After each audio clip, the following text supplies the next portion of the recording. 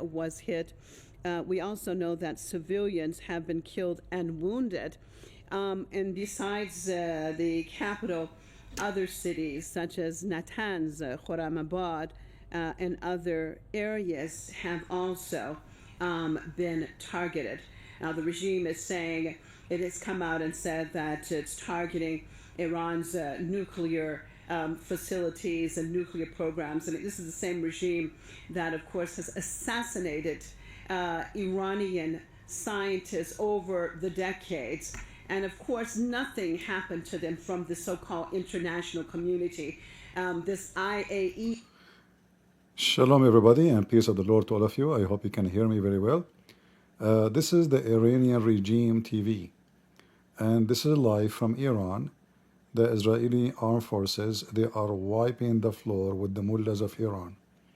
And now they are crying, they are playing victim. Those filthy regime who keep shouting death to America, death to Israel, and they want to kill every Christian, every Jew. Now they are claiming that they are victims. Those footage you cannot see anywhere actually. The only one have access to it right now is the Iranian TV. I don't know how clear the image for you. Let me see if I can make it bigger. Let me know if you have any difficulty from your side. Let me see if everything is working fine. All right. So again, peace for those who love peace, and no peace for the wicked, the Lord said. And those are wicked, like they keep begging them, like, come on, let us have peace. No, we want to kill all the Jews. Like, let us negotiate. No. Let us have a deal. No. And they think, they think really they are superpower. When we know, look at them, and look how stupid they are. You see, the Israeli, they deceive them. The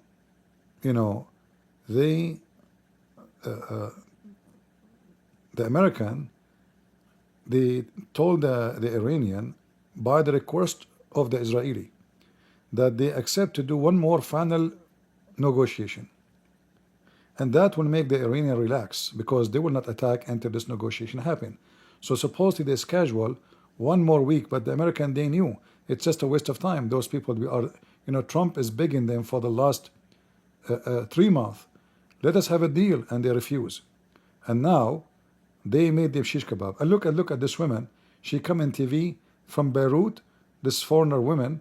Let me see what she's come back. She is saying, those people, the Iranian TV, when they invite them, that means usually they are anti-America, anti-Israel. Of course, from Iran, from Hezbollah in Lebanon, from the Yemeni people and their armed forces and the Ansarullah movement, from Iraq and elsewhere, and of course at a popular level. But at an international level, what we're not seeing, there's still a discussion. We see things like the IAEA resolution calling and this incitement of some kind of, See this filthy scumbag. She live in Beirut. She's praising Iran, defending Hezbollah, and saying why the international community are silent. She don't see people hanging in the street from their neck. She don't complain about that. She don't complain about Iran slaughtering tens of thousands of people in Syria, in Iraq, and everywhere. No, she don't see that. She don't see what Hezbollah is doing in Lebanon, when they attack in Israel, not only in Israel, inside Lebanon. Those are the scumbags. She look like, those hippie, filthy, trashy, junkie of the West, praising Iran, saying, where is the international community?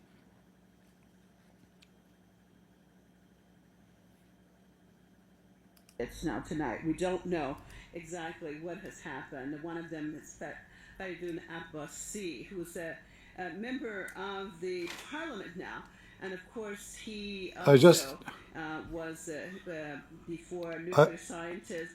I just received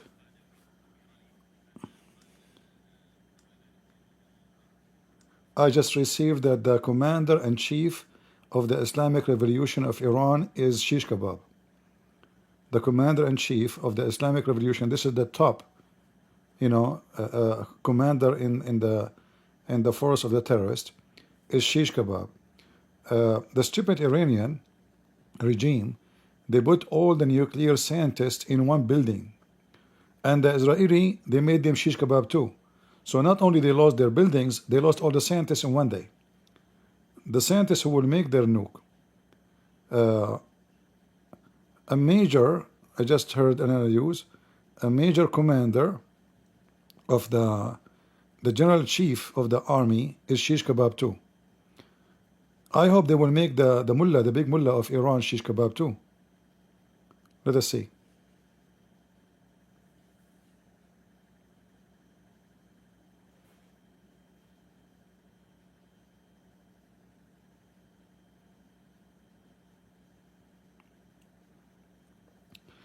In Israel, they are saying that we reached the point of no return, because if we allow them one day more, Israel is at risk.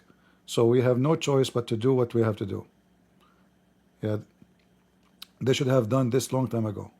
I was waiting for this day for a long, long time.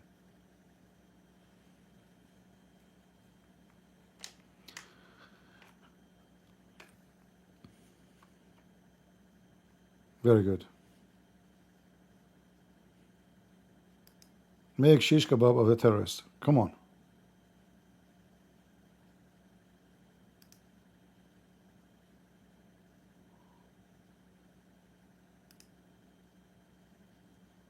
All right.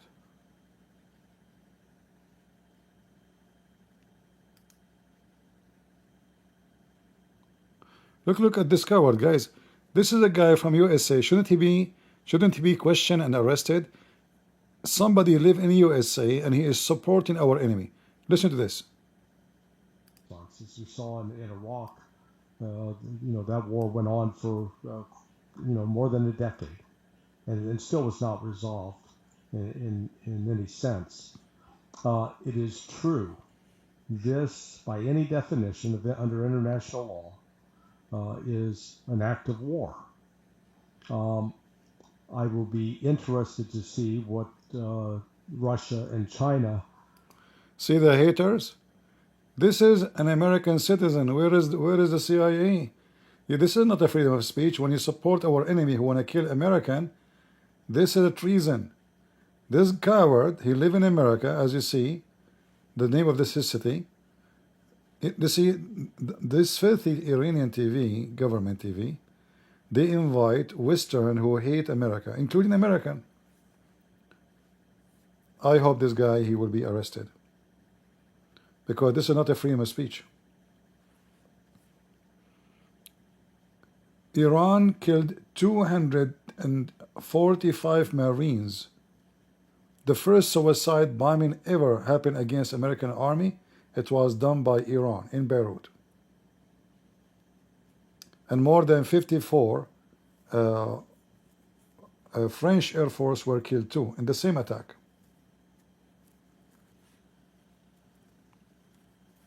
The only one who knows how to teach you how to eat your shit, you coward, is the Israeli. Excuse me, guys, for the language. I waited for this day for a long, long time. Seriously.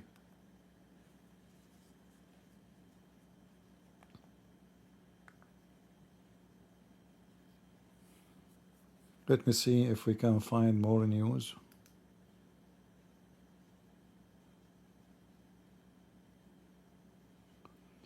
He's a former CIA. They should arrest him right away. Former CIA, huh?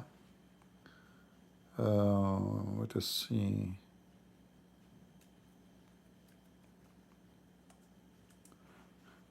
And now everybody in the world, you should watch your mouth when you go against Israel. Do you see how Iran, how far it is? Nothing is far for Israel. They can wipe the floor with you.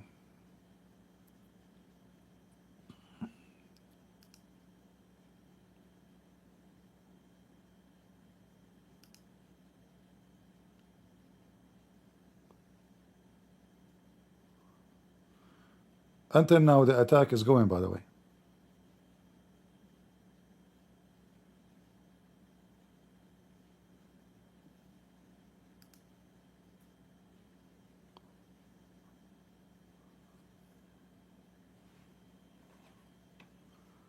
Breaking news.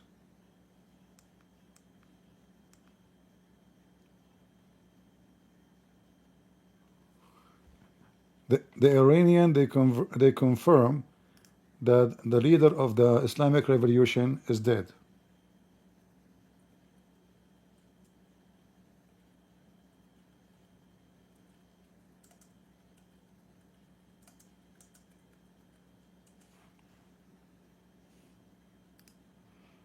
Let me show you his picture. Look at those cowards. They bring them from the west one after one to support Iran. The dogs.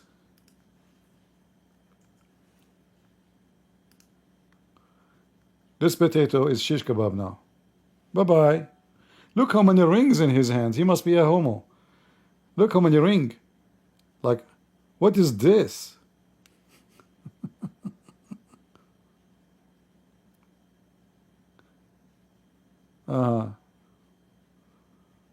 Abbas, what his name is? Abbas Nilfurhoshan was killed in Israeli strike. Very good, very good. Say hello to Nasrallah, buddy. All right?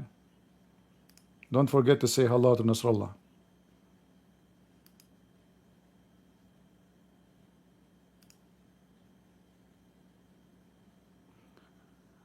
I just received a news that the Israeli Air Force are hitting for the third time. Now, right now, as we speak, they are hitting for the third time. Repeating this means the break dance. And they hit more than one target, not only one. Well, actually, not only one city. They hit Asfahan, many cities.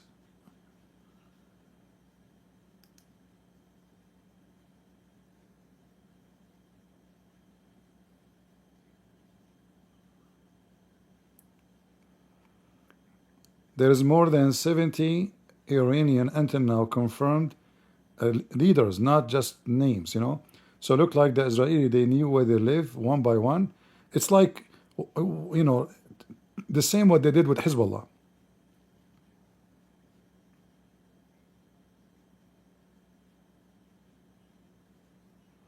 See, they just here confirm that the Chief Major General Hussein, his name is Salami.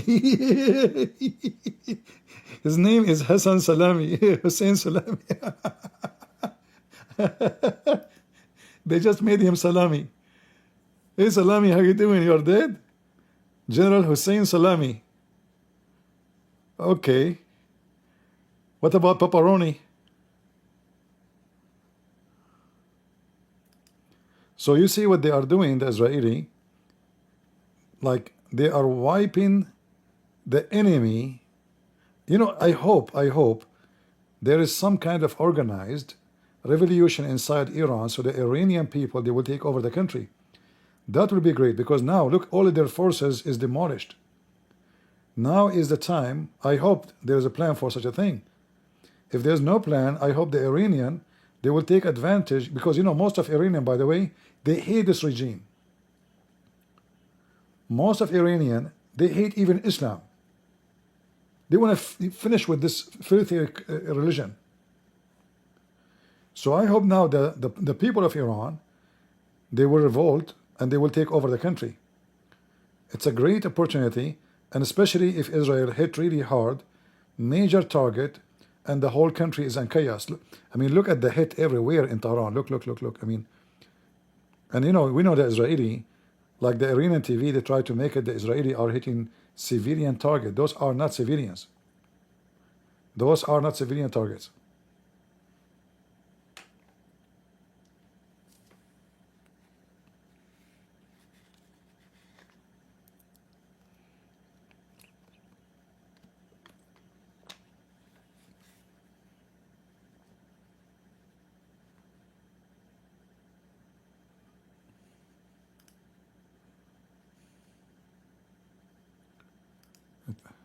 Sanjay, I want to thank you. There's no news in the fake Euro news. Let us see the stupid BBC.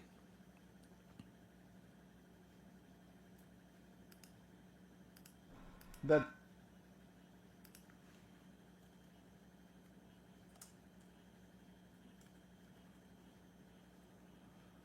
And what I just heard that hundreds of airplanes, they are attacking Iran. Hundreds, not 100.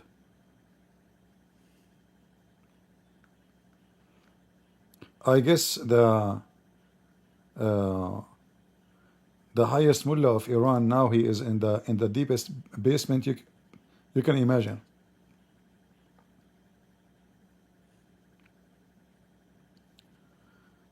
Israel announced closing all schools for extended time, which means nobody knows until when.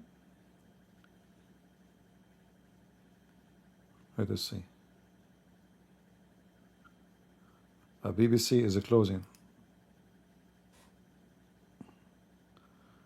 Let us see your news.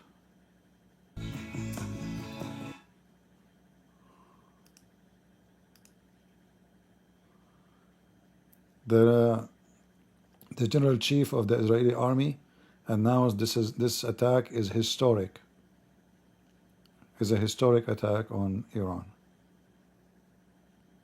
Let us see. What is? Yeah, 7 kilograms of makeup, and she's wearing hijab, and she have a Christmas light over her clothing.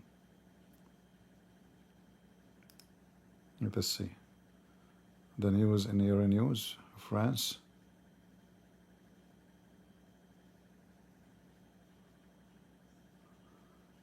Any update? Our main story this hour.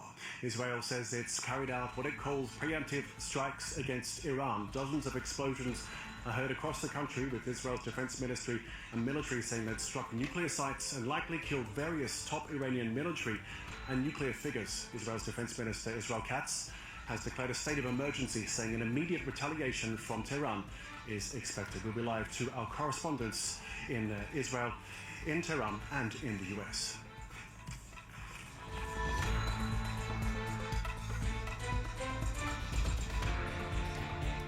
The leader of Faylaq al-Quds, which is the Mujahideen, is shish kebab too. Over the past hours, Israel says it's carried out what it called preemptive strikes against Iran. Dozens of explosions have been heard across the country.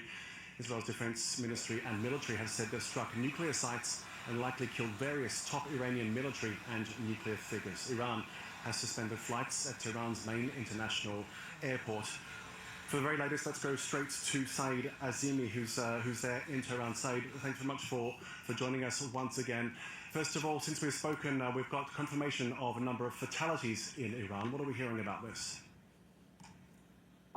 Yes, right now we can confirm that the Commander-in-Chief of the Iranian Revolutionary Guard Corps, Major General Hossein Salami, has been confirmed dead by the Iranian state TV in the Israeli strikes on Tehran. And we can also confirm that former Atomic Energy Organization of Iran's head, Faridun Abbasi, is also dead. And another major blow to the military wing of Iran, Major General Ghulam Ali Rashid, head of the IRGC Khatam al-Anbiya headquarters, is also confirmed dead. And as we said, a couple of nuclear scientists have been targeted. We can now confirm that Dr. Mohammed Tehranchi, head of the managing director of the Islamic Azhar University of Tehran, who had a PhD in quantum physics, is now also confirmed dead. And the number of civilian casualties in Tehran are unbelievably high. We can also confirm that one little girl was dead in the Israeli strikes. She was found under the rubble. The body has been retrieved, and we have seen devastating footage from all across the country. And what's the situation there at the moment, Saeed, in terms of the strikes? Are they continuing at the moment? They are continuing, but not in Tehran. They are hitting Tabriz, and they're also hitting, I'm assuming, the Fordo nuclear site near Qom, because we have confirmation that Qom is being targeted.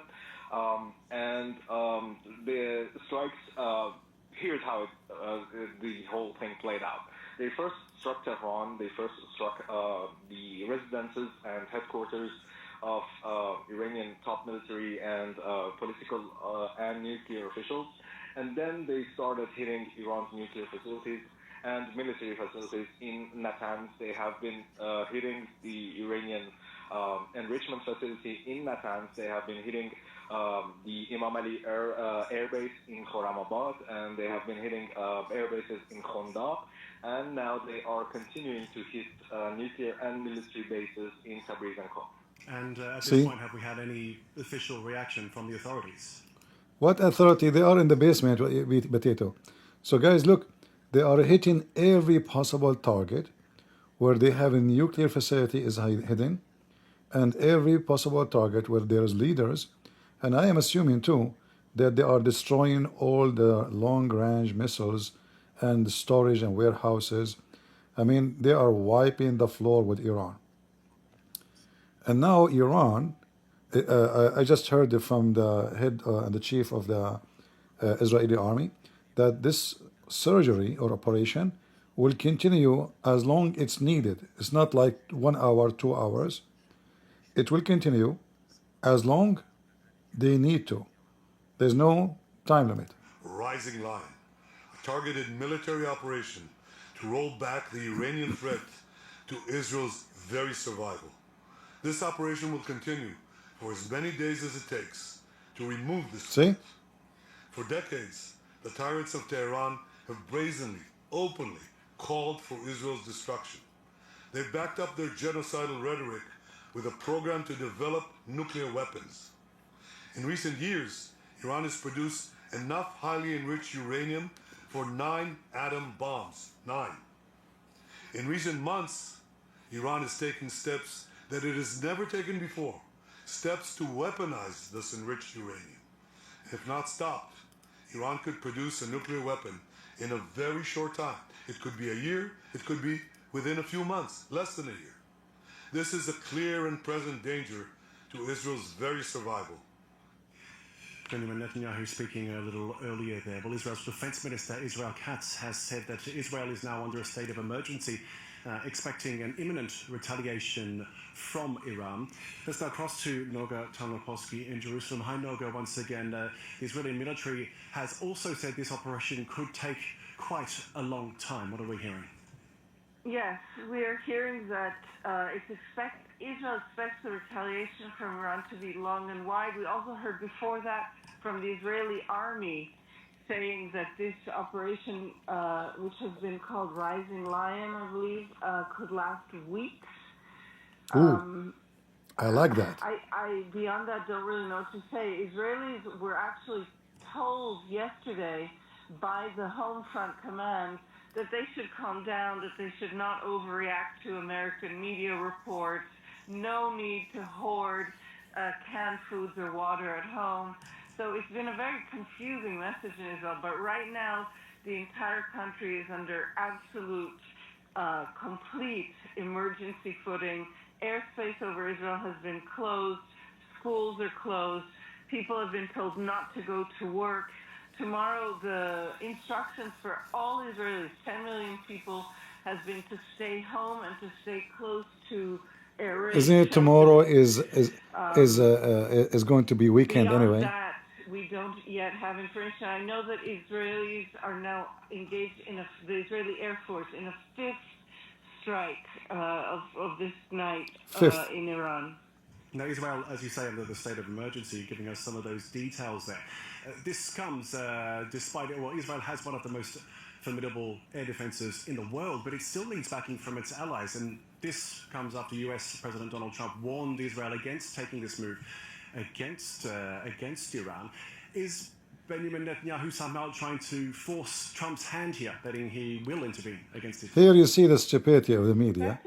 You see, if this is true, that American, they don't know and they don't agree. So why the American, they were moving their citizens from Iraq, from Kuwait, from Emirat, from Bahrain, from everywhere. So obviously the American, they've been informed and they're in total agreement with the Israeli in doing this attack. Trump, he gave Iran a golden opportunity to save their ass. He was begging them for the last 3 months. He did the same actually first term he was a president. They refused too. So he knew that this is just, they are playing games. Those are Shia practicing taqiyya. Like those 2 guys who called me yesterday, They will never give an answer. This is the Shia. They are very hypocrite, very lying, very sneaky. And Israel knew that. In fact, I don't like Netanyahu, but now I like him very, very, very, very much. Very. I mean, add like 100 very, after it. I always speak against him, but what he did today, he fixed all the issues I have with him. We are zero balance, Netanyahu, I forgive you. Okay, go, don't worry. I forgive you, man. It's okay. Yeah. Hit. Make shish kebab for those coward sons of Mutaz. Is saying that Iran has the ability to create 9 nuclear bombs that threaten Israel right now. This is an utter failure of all of his efforts over 3 decades, and he is likely to want to show that he can ward off that danger. And of course, it comes as the UN's nuclear watchdog had just confirmed that Iran was enriching uranium beyond its obligations in the non-proliferation agreement. So you think this is perhaps something to do with Netanyahu's decision to unleash these strikes now? I mean, look how smart. Well, clearly this has been planned. Look how smart the French.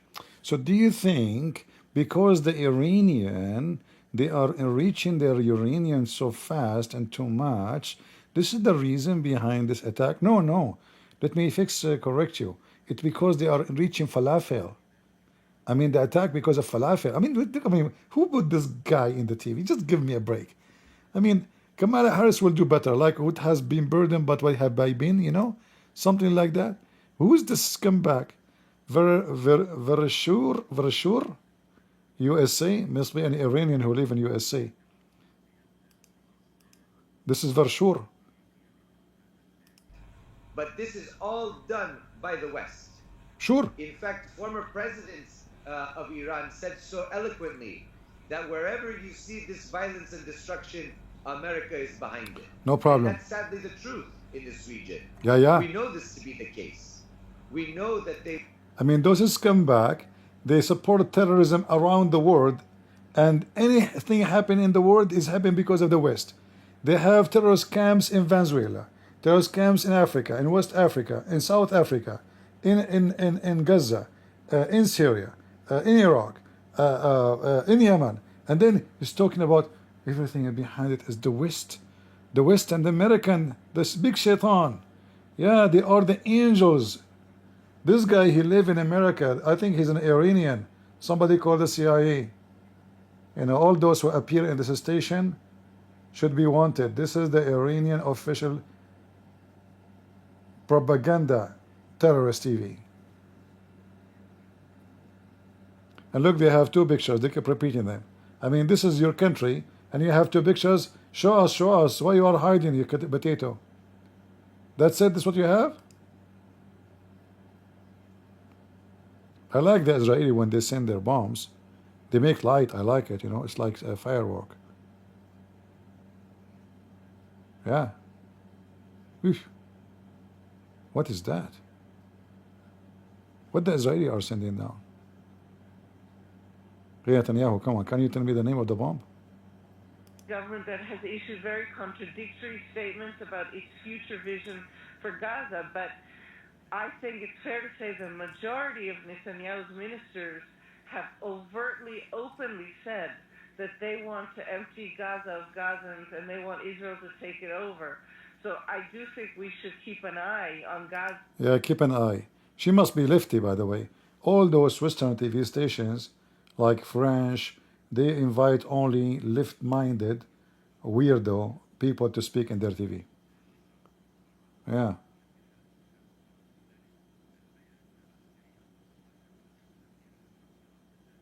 United States, Washington. In terms of reaction there.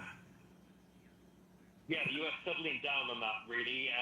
The only real official word that we've had has come from that statement from Marco Rubio, which again, it's worth pointing out because he says in that statement, tonight Israel took unilateral action against Iran We are not involved in strikes against Iran, and our top priority is protecting American forces in the region. Israel advised us that they believe this action was necessary for its self-defense.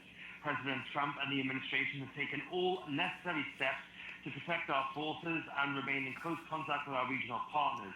Let me be clear, Iran should not target U.S. interests or personnel. Note, however, in that statement is missing a key line, which normally would be the U.S. supporting Israel in its strikes, in its endeavors.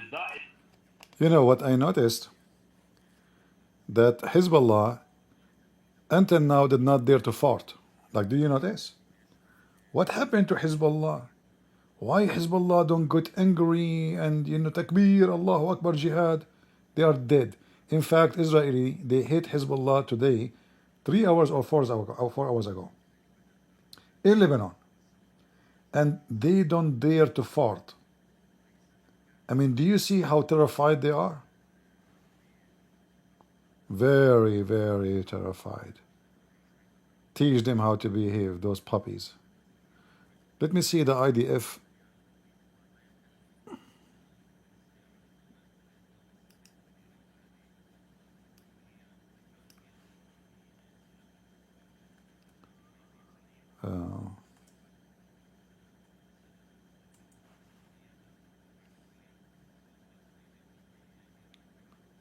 Let us see. I'm here.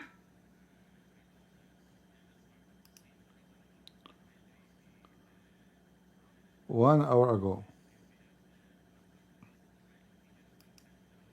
For years, the Iranian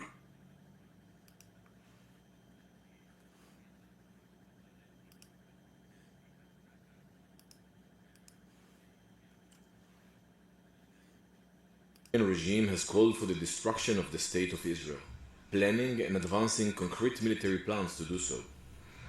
Over the past few months, intelligence has shown that Iran is closer than ever to obtaining a nuclear weapon.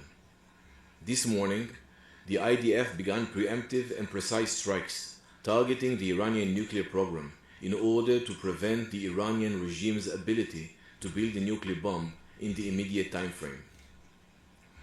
We have no choice. We are operating against an imminent and existential threat. We cannot allow the Iranian regime to obtain a nuclear weapon that would be a danger to Israel and the entire world. This operation is for our right to exist here, for our future and for our children's future. The State of Israel has the right and the obligation to operate in order to protect its people and will continue to do so.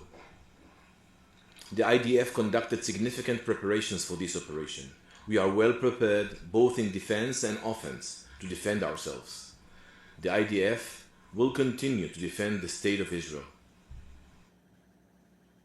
All right.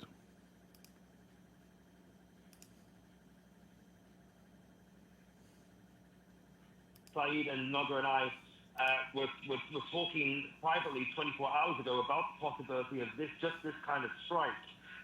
Because there was words that came through that the Israelis had told the Americans that they were prepared to launch an operation inside of Iran, and we at one point thought that this strike could have come last night, but it's unclear as to whether they knew this strike was going to be happening this evening. Trump definitely knew that something was in the offing, though, going against what he said earlier when he said Israel didn't tell him. He said he just had a feeling that something was going on. But we have reporting that the Israelis did tell the Americans that they were preparing for a strike, and that was in part what prompted Trump to issue that order to evacuate the embassy in Iraq. That was also reporting done by my colleague JJ at CBS News. So the White House was likely caught unaware in the sense that they didn't know this was maybe not going to be happening immediately. But it is hard to envisage a world where they did not know that anything was happening whatsoever. But yeah, Donald Trump will not likely be happy about this. He's been looking for a more peaceful solution to the Iranian nuclear problem. And of course, there was a belief that these strikes, if they were going to happen, wouldn't happen before Sunday, because it was announced late in the evening on Wednesday that Steve Witkoff, the man who's been running these negotiations for the Americans, was going to be meeting the Iranian foreign minister on Sunday. Now, it's unclear whether those talks will now still go ahead, No, because, of course, you the see, game board now you has see completely this changed. agreement, this agreement about negotiation on Sunday, it was just to deceive the Iranian, to make them believe that the attack is not happening now. All right? Because they will negotiate about what? There's no need for negotiation. It's over. Now we can keep all the sanctions, so the Iranian regime can collapse, and we do not need to negotiate about anything. That's it.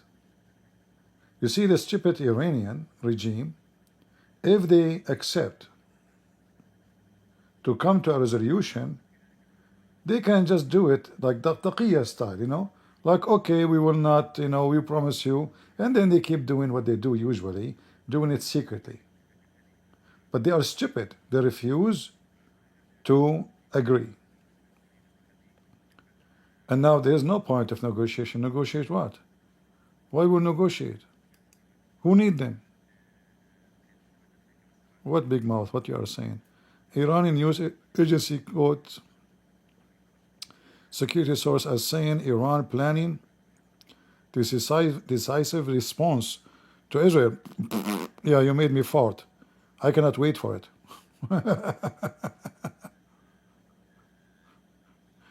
Yeah.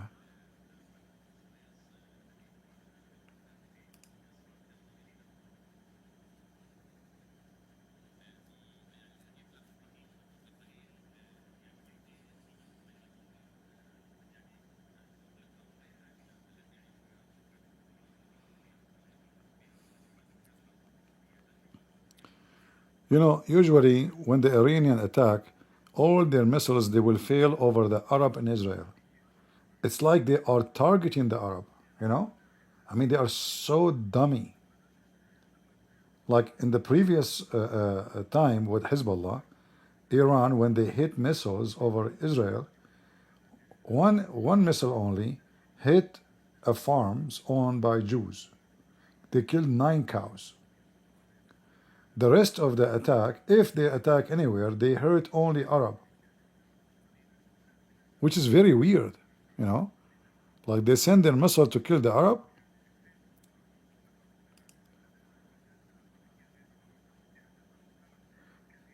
Yeah, you see the Iranian TV, they are sending you building to show you that those are civilian. No, those were the scientists, I think. Those scientists where they live. The Israeli, they hit precisely where they don't waste even a bullet. You know, they are very conservative in spending the money. You know, this is Israel. So they will not hit, they will not waste. So here you see this targeting. That means there's the commander, maybe the commander in chief. Look, this is a fancy building. You can tell this is a fancy area. So those are the leaders of Hezbollah in Iran. They live in this area. Look how fancy this area. Nice buildings. Look at the marble. Look at the windows. So this is not a civilian area as they try to present for you in the video.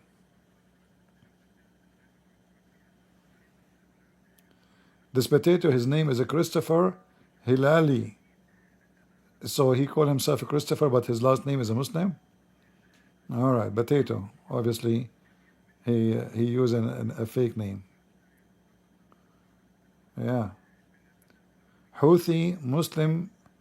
What the Houthi he said? The Muslim what? Yemeni leader, we are imposing air blockade in response to Israel escalation. So the Yemeni terrorists, they will close all the space of in the Red Sea, so no flight. I hope Trump will hit them, because that will break the agreement. You have no right to do that.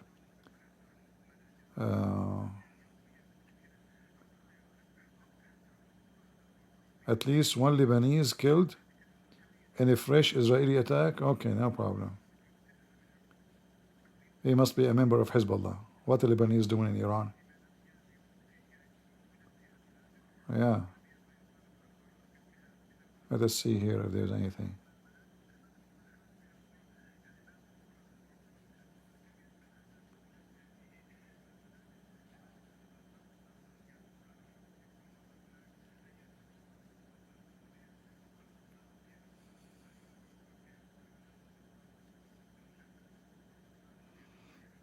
This is Gaza here.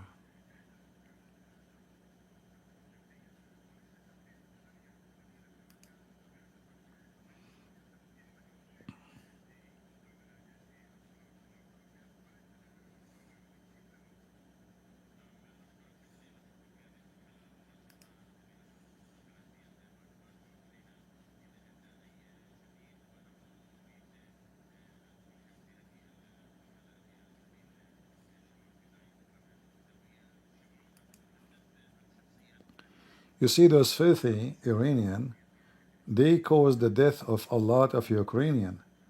All the attack the Muslims Chechenian army they do against Ukraine is made by drones made by this filthy regime.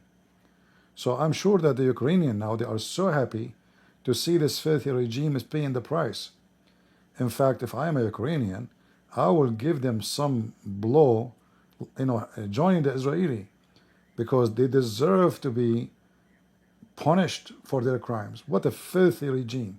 I mean, you cannot find one place there's a bloodshed, they are not participating in it. Look at the fancy building they have. Look. Yeah, this is where the leaders live. Fancy cars, fancy buildings, yeah. And the stupid regime, they put all the top nuclear scientists in one building. I mean, how nice is that, The Israeli do not need to look for them. Hello? Is that the building for the nuclear program? Yes, sir. Who's talking? Are you guys all of you there? Yes, we are here.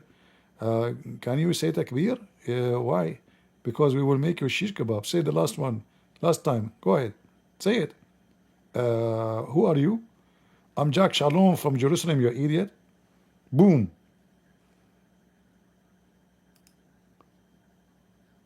I mean, have you ever heard of somebody trying to protect his, program to make a nuclear?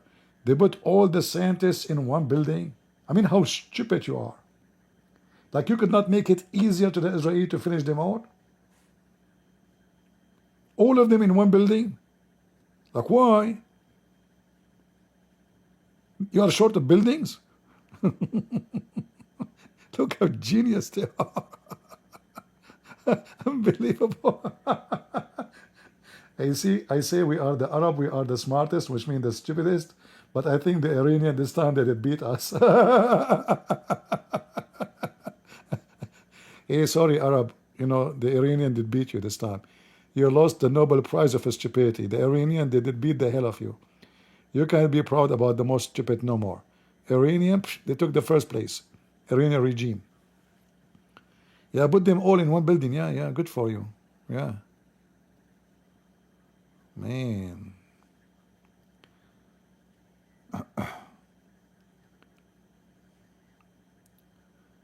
Let us see. They keep repeating the same pictures. The Israeli are attacking them non-stop, and they keep showing the same pictures. What about you show us what's going on? Iranian regime, shame on you, potatoes. Or what is that now? French. Yeah. Stupid French TV. Let us see if the IDF, they have any more news. I'm here in the Kerem Shalom. Don't tell me I'm here. You are not there no more. This is old video. Give me a break. I don't swallow those things. I'm here. No, you are not. So if you are here, who is here? I am here. Okay. Yeah, there's nothing in the IDF channel.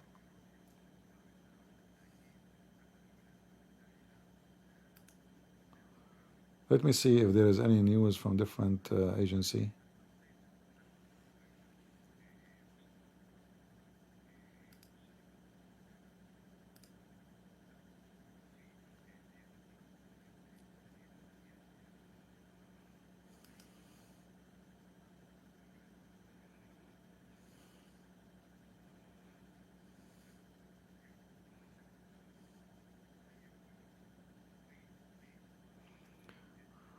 Marco Rubio, he he announced that Israel, they told in advance the USA, and they told them that this is a very life-threatening situation, so we have to do it. And USA support Israel and their decision. All right.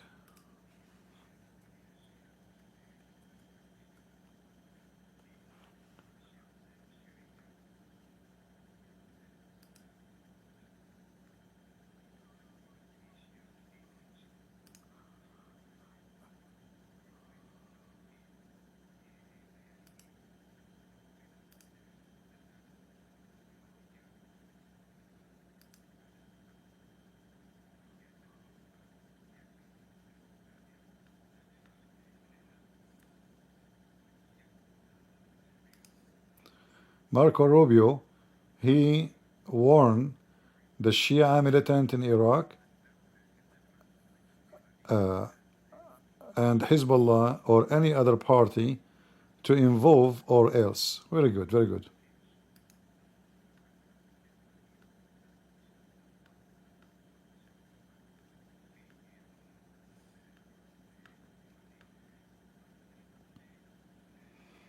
Let's see.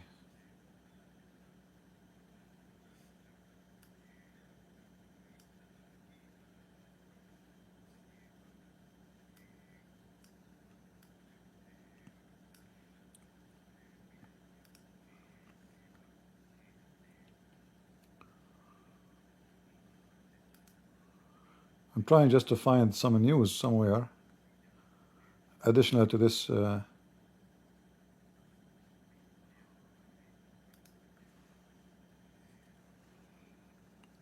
This is a collection of videos here.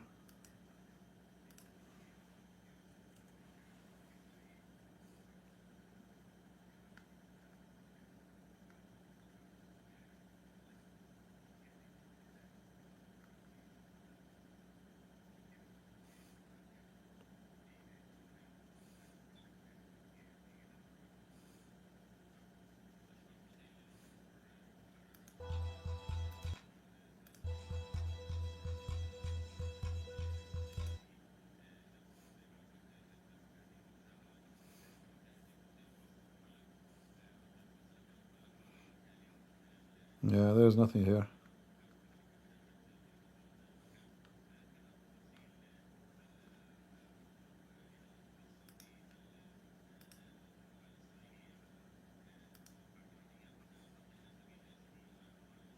We're hearing more details on the fatalities there in Iran so far.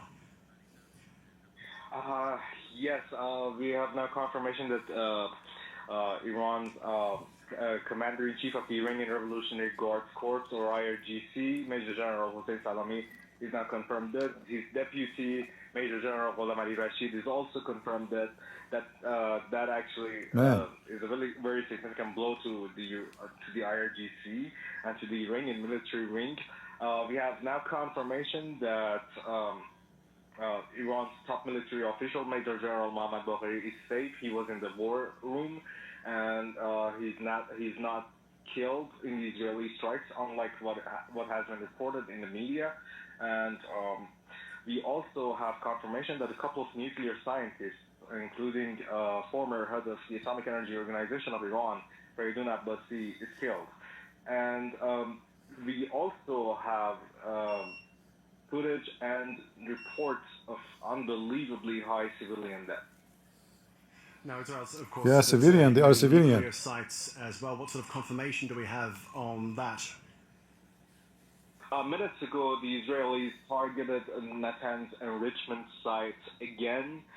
There had been an explosion earlier, and the fire and the smoke was not contained.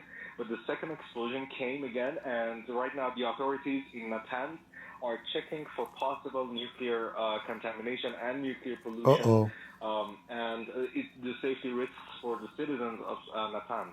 And this is a very major escalation. It could endanger the lives of many people, not just in Natanz and the city, the whole province of Isfahan. And it's a very risky thing to do. We are aware that Israel tried to target 4 nuclear sites in Qom, exactly the sites that Iran today updated the centrifuges from IR1 to IR6, and in order to speed up uranium enrichment in response to a resolution passed by the IAEA Board of Governors against Iran, saying that Iran was non-compliant with the IAEA. And of course, we're all waiting for the official reaction there from Tehran. I don't believe we've heard any so far. Do we have any idea when we can expect it? No, I don't know for now when we can expect an official reaction from Tehran, but reports about Iran officially waging war are not true. There hasn't been an official statement yet, and we are yet to find out what is... I believe that the next step is they will send commandos in the ground, and don't be surprised, Israeli, they have history of doing that. They did that in Syria. They did that in many places. When they attacked the nuclear facility in Syria, they sent commandos in the ground because those facilities, they were deep in the ground. So they have to enter it in and they have to destroy it from within. So I will not be surprised that now they are attacking all the defense and they are attacking what they can destroy from the space, and they will see from the intelligence in the ground, because I believe that the Israeli have some people who they are Iranian, they are spying for them to tell them the result of the attack. So if the result was success, then the Israeli army do not need to send commandos down in the ground. If the result is not success, either they have to repeat the attack, as we see here, he mentioned they are repeating the attack in the same place like second and third time, which means the first time is not total success. And usually what they do, because it is deep in the ground, they destroy the first shield, and then they destroy the second shield. Let us say that you have three floors, all of them, they are thick with concrete. So your bomb can destroy, let us say, a thickness of a 20 meter each. So they make a hole of a 20 meter, then the second bomb, until they reach all the way down. If they could not do it this way, then they have no choice except sending commandos in the ground. And the Israeli army are very well trained in commandos. They are the best in the world, you know. So don't think it's a mission impossible. Like in Lebanon, the Israeli commandos, they landed in the highway close to the airport. They arrest the assistant of Hezbollah leader at that time. They went down in the street. They have even dogs with them. Can you imagine? And all Hezbollah, they disappear from the street. So I will not be surprised if the Israeli do the same, even do some arrest. I will not be surprised if the commanders come down somewhere and they arrested some figures, you know, like maybe even scientists, so they can get more information from him or wherever he is about the program, and if there's more hidden locations. Let us hear if there's more news. Expecting an imminent retaliation from Iran. Let's cross to Noga Tarnopolsky, a correspondent in Jerusalem, for the latest. As we said, I don't think the Iranian will be able to respond right away. They are under shock. It's going to take them some time to swallow it. Especially the head of all commanders are potatoes now. They are shish kebab. So retaliation need an army who's ready to retaliate, and obviously they are, you know, I mean, look at them. Until now, they could not even shoot one airplane down. The Israeli are playing in the Iranian space. It's like going to do shopping. Like, did you notice? Round after round after round. Do you hear the news about one Israeli airplane shut down? Zero. This is telling you that they have full control of the airspace. So how they can retaliate? In order to retaliate, you have to be able to take your equipment out, expose them to the sky. The Israeli army now in the top of your sky. Now we know that Iran is so big, but we know in the same time that the Israeli, they have top technology. So they can notice where it's coming from and they can eliminate the target immediately. Israeli Air Force, they can hit a target from hundreds of kilometers away. The airplane can hit a target far distance from where the airplane is. So when they speak here about when Iran is going to retaliate, I don't think Iran will be able to do anything. We might hear this guy, the Houthi, he shoot a missile which is usually hit nowhere, you know. It's just a stupid threat, you know, mean nothing. But I don't think the Iranian will be able to. They are under shock now. The weekend will, in fact, be transformed by an Iranian attack, which is what the Israeli army is basically warning Israelis, that the next few days will be spent in air raid shelters. It's a very interesting image you paint there, Noga. Israel, an empire trying to change the world, but it still needs the backing of its allies, doesn't it? It can't do this alone if Iran attacks. Well, it can't do this alone if Iran attacks. At least it has shown in the past it can't do it alone.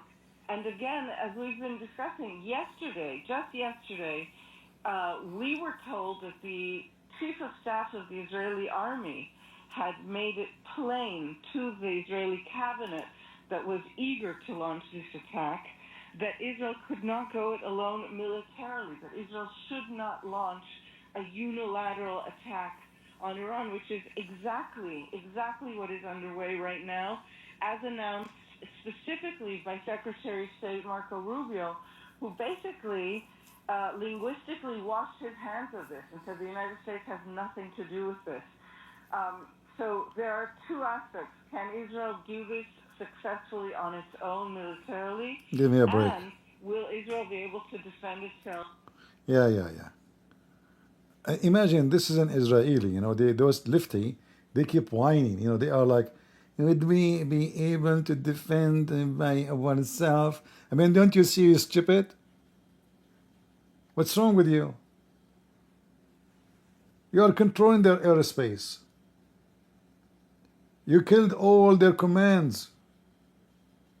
Would we be able? Lefty, you know, they bring the lefty. This is France 24, BBC. They bring you the garbage of any country. They will not bring you someone who says something right. You know?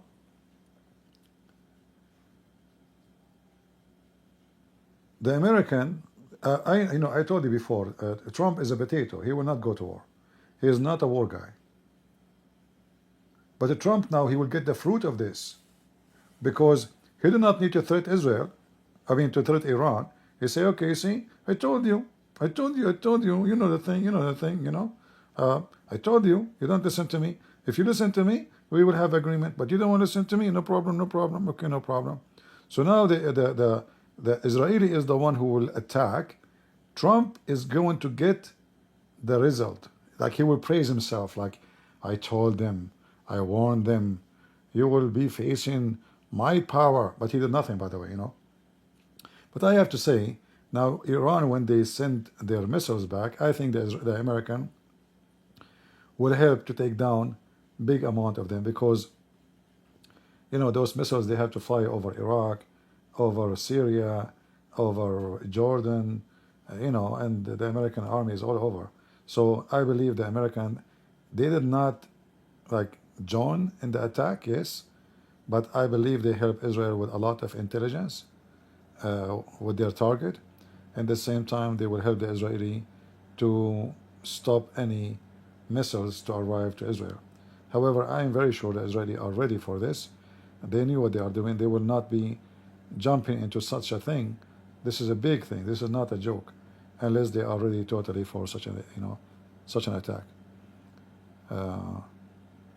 Israel declared the state of emergency. Not involved in any way. That this was a unilateral action, and that the U.S. top priority is protecting its troops. Now, one could argue that it's almost impossible that this strike was carried out on Iran without U.S. weapons. Of course, the U.S. is the biggest supplier of weapons to Israel, so it's almost impossible that these strikes that have taken place have not used U.S.-made munitions. I should point out I'm working an angle to try to get that confirmed as to what exactly was used in the strike by the Israelis, and now we're kind of in the situation where we're looking into what the Iranian retaliation is going to be. There will be a retaliation. The Iranians have already said that. They said they're going to have a harsh retaliation Harsh. to these attacks. And to pick up on what Noga was saying just a short time ago about the Iranian attacks on Israel that we saw a few months ago under the Biden administration, we were working that night when it took place. I actually had a bit of a heads up that those attacks were taking place.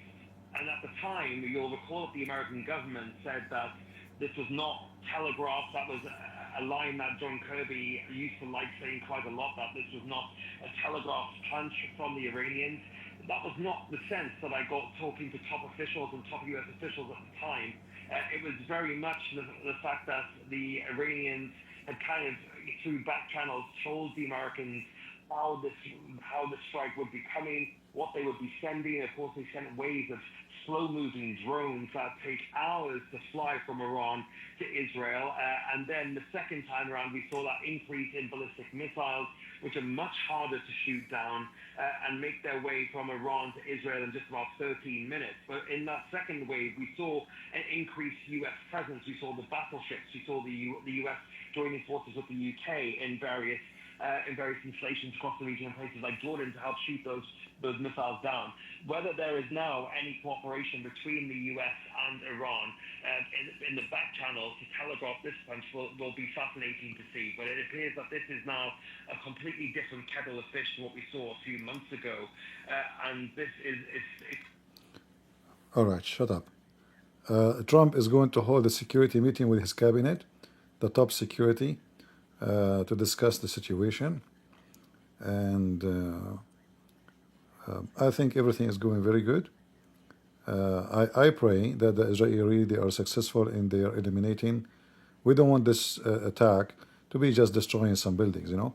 We wanna be sure that their attack is successful to eliminate Iran regime from being able to make and generate nuclear weapon.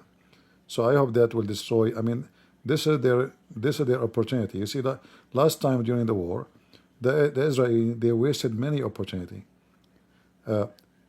You should not listen to the American anyway. It's your country, it's your nation, and it's your people who will die. What Trump he say doesn't count. What the filthy Biden they say doesn't count. What count is how to save your people. So they should do what they have to do. We know that those Iranians, they are mentally ill. They have a lot of hatred to Israel. Even though they want to destroy, by the way, all their neighbors, not only Israel. I mean, those Iranian regime, Hezbollah, they would love to finish all of Saudi Arabia, Emirat, Bahrain, all of them, all the Sunni countries around them. But they use Israel as a reason to earn support from the public. So we make our hatred in the sign is about Israel, but in the behind of the sign we have Saudi Arabia, we have Emirat, we have Bahrain, we have all the Middle East. They want to establish their Shia empire, the same as used to be during the time of the Fatimiyyin. This is the target. Official at the State Department, and I've asked them whether these talks on Sunday are still going ahead. It's hard to imagine how they will, but I asked them whether the US was still planning on holding these talks, and whether Steve Witkoff, who's been negotiating this deal with Iran, is still planning on meeting Iran's foreign minister. And their response to me was, "Can I get back to you in the morning?" So they clearly, this is a very fluid situation, and likely something that Trump is going to be discussing on his now cleared schedule at that National Security Council meeting in the Situation Room at 11 o'clock tomorrow morning. Thanks, Fraser, for the moment. Let's put the question you asked just a moment ago. Has Donald Trump lost his influence over Benjamin Netanyahu? Has the US lost its influence over Israel? Let's bring in... Look, guys, look at this. Look at this question. Has Donald Trump lost his influence over Netanyahu? They think that Trump is TikTok guy. What do you mean influence, you idiot? I mean, you stupid people. Even your question is silly. His influence. This is a state. This is the country by itself. What influence? Do you think that Trump is making a TikTok account and he have a fan? and Netanyahu is not his fan no more? What do you mean influence? So the stupidity of those liberal TV stations, they don't understand that Israel is a country by itself, and they are powerful, regardless of America's support or not. Israeli army is one of the most powerful armies in the world. Period. As you see, they are carrying attack by their own. America is doing nothing. You see, any country in the world to attack Iran, they should be worried so much. Iran is not a small, tiny country. It's about 100 million population. They were able to establish a lot of advanced stolen technology from the West, thanks to the Americans, stupid. They keep accepting Iranian Hezbollah, students in their university. In fact, all countries in the world, they send their students to learn America so they can attack America. The same as the Pakistan, they send their students to study in America how to make nukes. All because a stupid American university like Harvard and the rest, all what they care for is just pay us the tuition. So all the enemy of America, they come to America to learn from America how to destroy America. So what they need to know, that Israel is a superpower. It's not just a small country. It is literally a superpower. Who dare? You see, if even the Iranian now, if the so-called retaliation, they have to calculate their retaliation carefully, because if you try to hurt Israel, Israel will wipe you out. You know what wipe you out mean? They can. But Israel, they don't want that. Israel are hoping that the Iranian regime will collapse and the Iranian will take over. Israel is willing to have peace with Iran. In fact, they have a good relationship with the Iranian people. The Israelis don't hate the Iranian. They have no problem with the Iranian. So the Israeli, their plan is, we are going to weaken this regime. That's why they are killing all the head commands. I hope they will be able to send this guy, the mullah, Khamenei, to Allah, so Allah will make his penis endless. That will be a penalty, not a reward. So this is what the Israeli hope for. Israel, they don't want to attack Iran. It's the opposite. I mean, even a student at the age of 6 years old, before they enter the classroom, they have to shout death to America, death to Israel.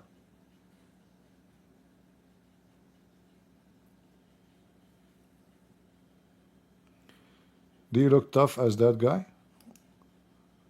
Ah, no, this is look nice, guy. This is what tough? This is not tough. What do you know about tough? Trust me, I look, just to tell you, I look at the dishes. They are dirty. The dishes will become clean right away. True story, by the way. This is how tough I am. Like you might use those things that are made from aluminum to clean the dishes, like the one they are burned or something stuck on them. I don't do that. I just look at the dish. The dish will become shiny. Sometime, if I look too much, the dish will be melting. And this is a true story, by the way. I have no witnesses because I'm an Arab. Usually you need witnesses, right? But we Arab, we are blessed by Allah, so we do not need any witness for any story we say. Jibreel is my witness. Jibreel and Allah. And Abdul, Just say Prophet Mohammed said, everybody agree. It doesn't matter how big the popo is. So this is the facility, the fertility. How far will the Iranians go? We've got to remember last time they retaliated to the Israeli strike, what they did is they went just above the threshold to saturate Israeli anti-missile defenses. They fired just over what was the maximum capacity of Israeli defenses. That's at least what experts were saying. Do they actually have the capacity right now to overrun those missile defenses and to actually deal a significant blow to Israel? I'll add also that there was declarations by the Iranian officials that they were intended on, attacking Israeli nuclear infrastructure. So we'll have to see where that goes as well. So there's a wide range of options when it comes to what Iran could do. They could indeed decide to hit Israel. They could decide to hit American bases, in which case the United States of America would be forced to side with Israel and take part in this conflict, which they will very probably do anyway. Sorry? Presumably something they would want to avoid. Well, the thing is, can they avoid it? I mean, if you look at recent history, I don't see when or why the United States would not side with Israel in a conflict with Iran. This is something which is very probably going to happen anyway. Someone's saying, if USA can have nuke and other country can have nuke, why Iran cannot? Because Iran make it clear that their nuke is to destroy America and to destroy Israel. Their nuke obviously is not for protection. In fact, we should not allow any Islamic country to have nukes, because we know that those mental people, they have a dream to nuke everybody, to conquer the world. So this is not about why I can, why they cannot. This is not how it works. They are criminals. They are terrorists. Do you think if Iran have nukes, they will keep their nukes in their basement? I mean, don't you see? They don't have anything. They are attacking Israel. And they're attacking America. Iran attacked American bases many times. Like, they don't have a brain. So you wait for them until they have their nukes. That means you are an idiot.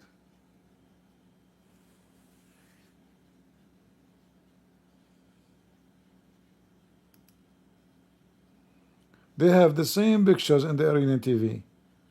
Very typical Islamic station. They will repeat the same stairs. Look, the same stairs. And then the guy is wearing flip-flop. Blah, blah, blah, blah, blah. Yeah, the same. Here we go. The flip-flop guy is taking off his panty and he's wearing the bikini. And there's water coming downstairs. They will repeat the same until next week. That's it. They don't have anything. Iranian TV. Islamic stupid TV. Potatoes.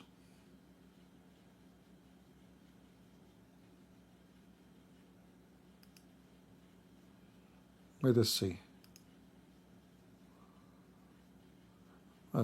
Euronews, there is no news in Euronews. They have the same news non-stop. What a stupid station. Potatoes. Let us see here. Hold on.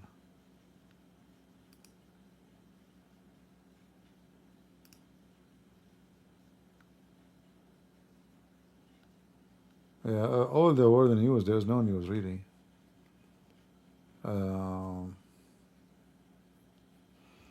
Let me see if I can find something else.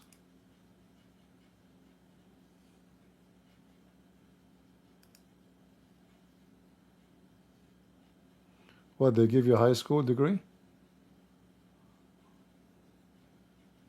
Hiroshima reversed it? Okay. Yeah, if the Japanese were not evil to join and attack America, there would be no Hiroshima. So don't cry much. It was your stupid leaders and their greed. They want to occupy the world.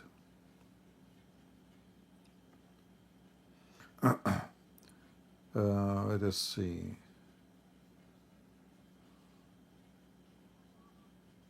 Israel security official says Iran chief of staff likely to be eliminated. Change the word, not eliminated. Shish kebab, shish kebab. Mr. Hussein Salami, well, he's a Salami anyway. He was a Salami, he became a Salami.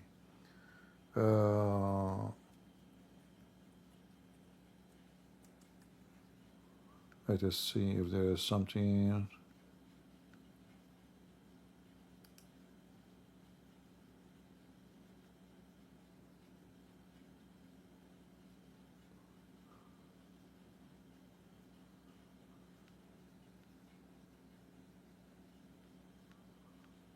I don't see anything here. Let me see the news from Israel.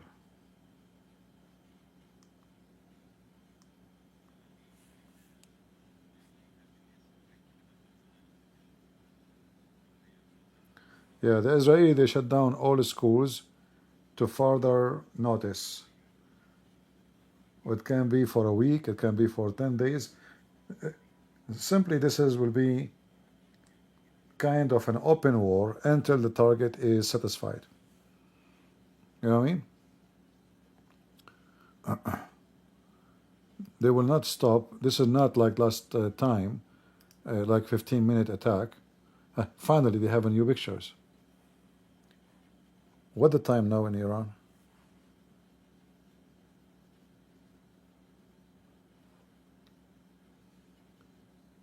Is that what is the time now in Iran? Hold on. Iran local time. It is 6:29 a.m. All right, so this is the morning. Look at the smoke. We smoked you, Iranian regime.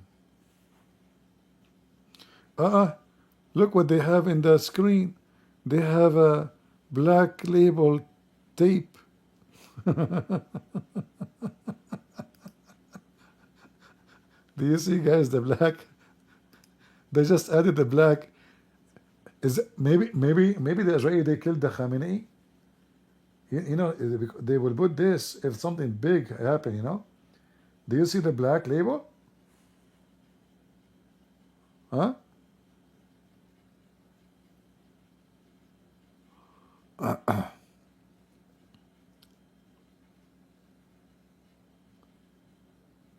All right.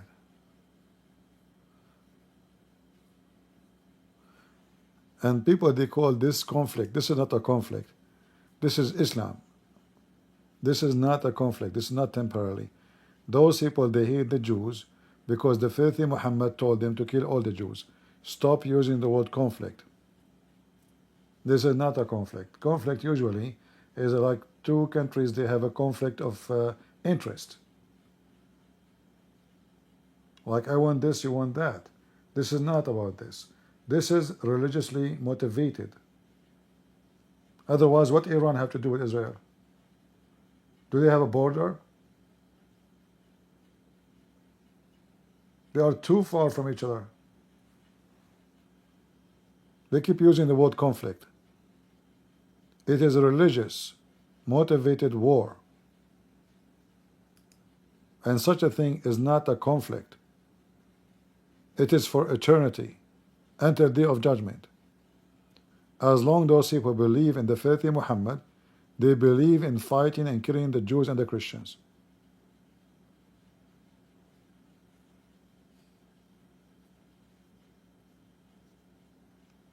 Spokesman for the Chief of Staff Armed Forces says Israel attack carried out with help of USA. Those are the Iranians saying that. Yeah, they have to say that because they want to tell the public why we are disabled to do anything.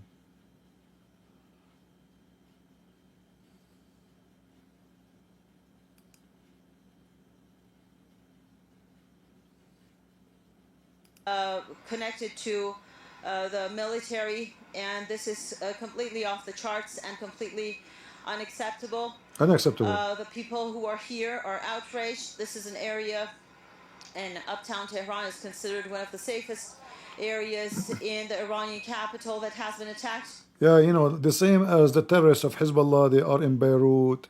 It is civilian area. They are under the schools. It's civilian area.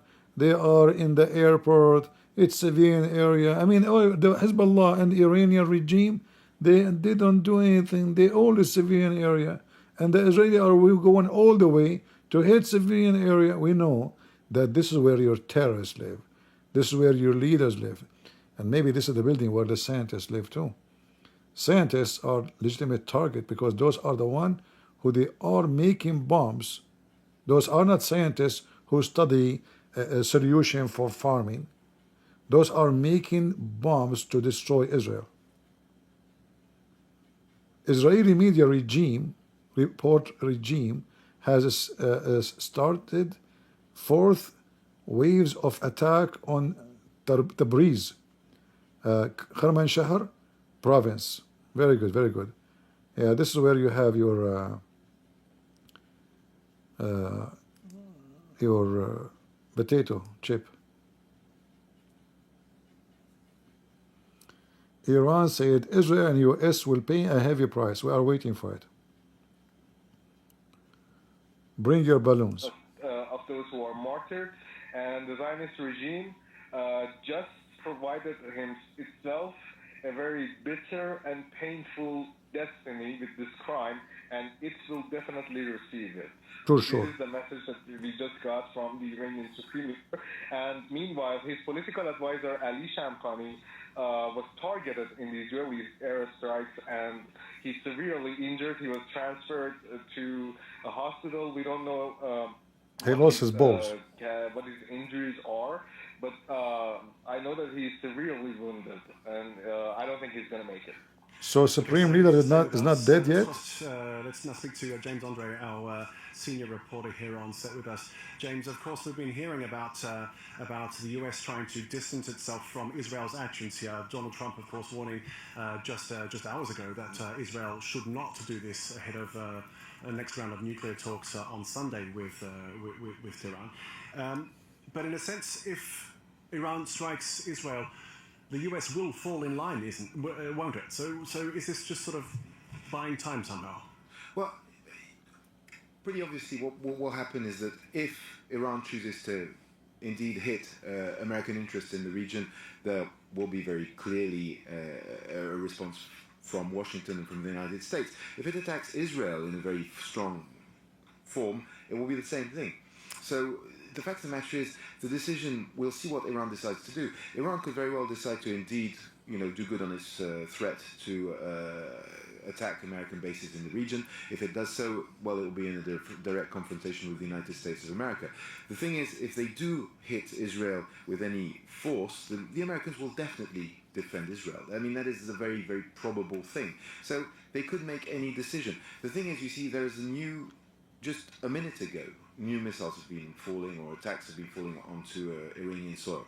So this means that, yes, these are waves of attacks. And what we saw, if you compare to what happened when Israel attacked Hezbollah, they were very, very precise in their strikes. They managed to destroy all weapon depots of the Hezbollah before they were even able to fire many missiles into Israel. So the question mark is, how quickly will Iran respond, and how will it respond? But the fact of the matter is, they know full well that the Americans will very probably back Israel if Israel is directly, attacked, and there's a direct retaliation of any strength against Israel. So it's a very difficult situation. It's a very difficult situation. I mean, guys, why in the world this guy is even talking? Did he say anything? Listen, if the Iranian attack Israel, possibly and properly and perhaps and maybe, and I think so, and God knows and Allah knows best, that Mohammed knows nothing, and shish kebab hummus, that America will support. You keep repeating the same stupid thing. I mean, they brought those people, by the way, they paid them to be in TV to say nothing. We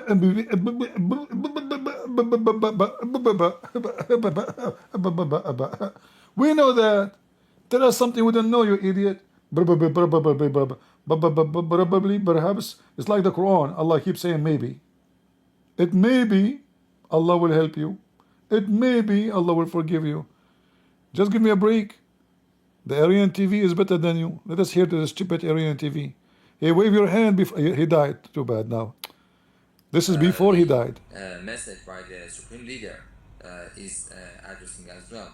You just mentioned that there has been a message, and in that he has reaffirmed that there would be a reaction and retaliation to this attack. Let me just jump in here. So sorry to interrupt you. Ayatollah Khamenei says Israel should prepare itself for a bitter, painful fate that it will definitely and certainly I hope they will send you a rocket in your ass, Supreme Leader. Supreme my butt. Keep our viewers up to date. What's going on? Go ahead, please. Iran has been trying to show restraint. Yeah. He didn't want to get into a look, war. Guys, look. With Hold on. Do you see what is in the ground? They are walking over our flag, and the stupid Trump is negotiating with them. Do you see it? This is their warehouse where they are storing their weapon, the Israeli flag and the American flag. How we can negotiate with those people? Those are permanent enemy. They want to destroy us. So we better destroy them before they destroy us. There's no question about that. Can we sign an agreement with somebody, their official, their children, their school, their university, before they enter even to study elementary school, they have to shout, death to America, death to Israel? We will make you shish kebab, you son of Mutaz. Just attack us. Just try. I was in the USA Army and I know how powerful this army is. You have no idea. They will make you literally shish kebab. We're not involved in that. It's not working like that. So they are, the Americans and the Zionist regime, both of them, in all ways, would be legitimate targets for the Iranian missiles and Iranian attacks. And this time, it's not just about the infrastructure, about the facilities. They No. have targeted civilians. Sure. On the civilian areas, on the buildings. Sure. Guys, they target civilians. This is only civilians, civilian in this country. So this guy, he died where? Between the civilian.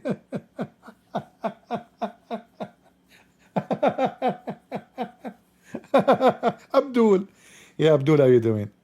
I mean, you look truly like Abdul. I mean, you are a very genuine Abdul.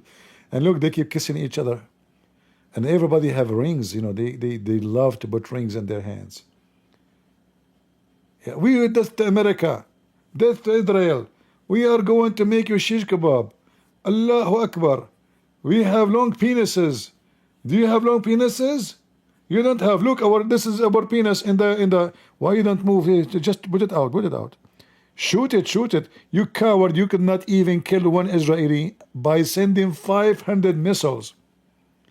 500 missiles. I mean, at least, like, hit somebody.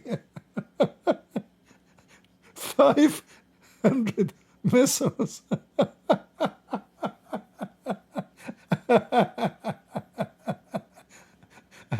Once I was shooting a target. I don't know. I think I shot all the magazine. One magazine, I think. So I shot like 10 bullets. And then I got 16 bullets in my paper. What a miracle. How I shot 10 bullets and I got 16. Thanks to 2 female ladies, they were shooting next to me. So they miss only 2 meters, like it's a miracle, And this is Iran. Iran is like those females who were shooting next to me. All their bullets, they come in my paper. 500 missiles, you coward, you potato. What kind of missiles those missiles are? Are they firework?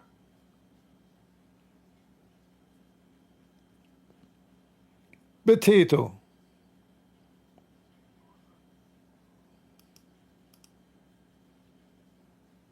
Undermining, I think, American interests by carrying out this attack. And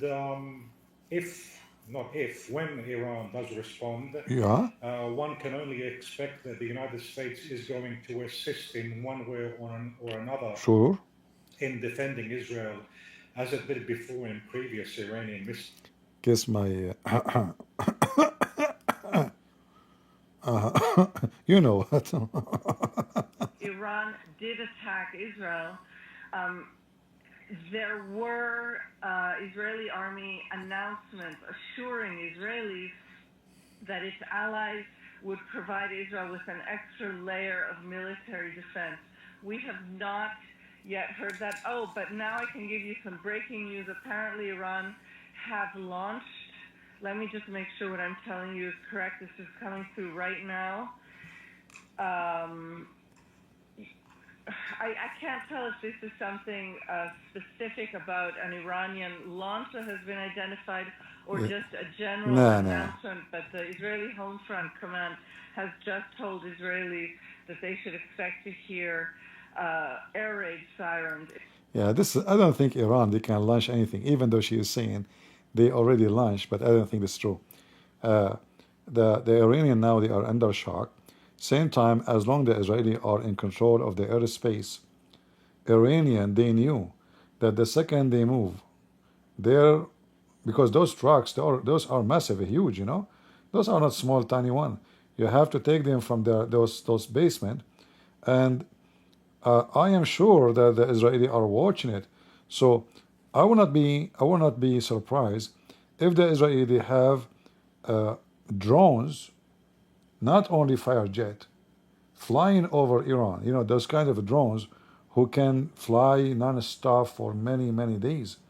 So I am sure that the Israeli are monitoring every move in the ground, and I'm sure they knew where those missiles are hidden, and they were the warehouse, even if they are deep. Let us say they are so deep to hit them, but they can hit the entrance, they can hit the exit, which means they cannot really use it to launch. They will have their missiles down, but they cannot take it off. So speaking about Israel attacking or being attacked, it will happen maybe, but it's going to take some time. And if it happened, it's going to be happen either from Iraq or from Yemen.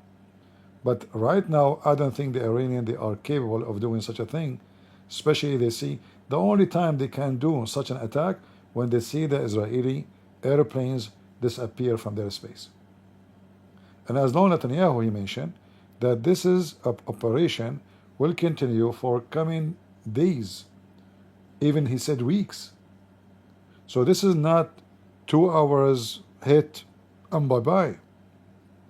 And then Iranian military, they will prepare the missiles and they will shoot. The Israeli present is not leaving the sky. And you can tell the Israeli, they are dominating the sky of Iran. With all they bought the S-400 from Russia, they bought many technology from Russia, from China, and until now they could not hit one airplane or drone of the Israeli. This is telling you that the Israeli really in total control of the Iranian space.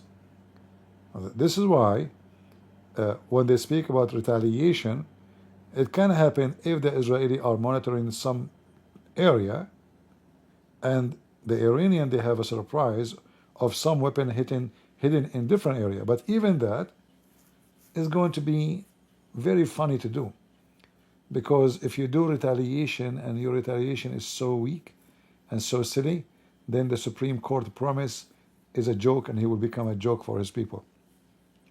And I believe that the promise of severe retaliation is going to be a joke for the Iranian before the enemies, because they will laugh at this regime who keep talking about, we will teach Israel how to behave, we will show you what you can do, and then at the end of the day, they can do nothing.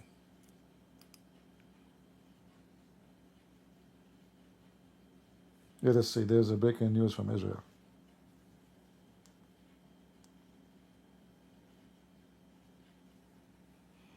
Let us see. More than likely on the phone to his counterparts in the Israeli government, but right now no real official word coming from the US government. But it is going to be a fine balance now going forward as to what happens here. How will Donald Trump try to engage the Israelis on this? What conversations will he be having with Netanyahu? And where do the Iranians go from here? Now, speaking to a source from the past administration, from the Biden administration, I spoke to them about how long it would take this kind of thing to be retaliated against by the Iranians. They told me that it would take some hours. It would not be an immediate reply, and it also depends on how badly the infrastructure is damaged. Hey, give me a break. Listen, guys.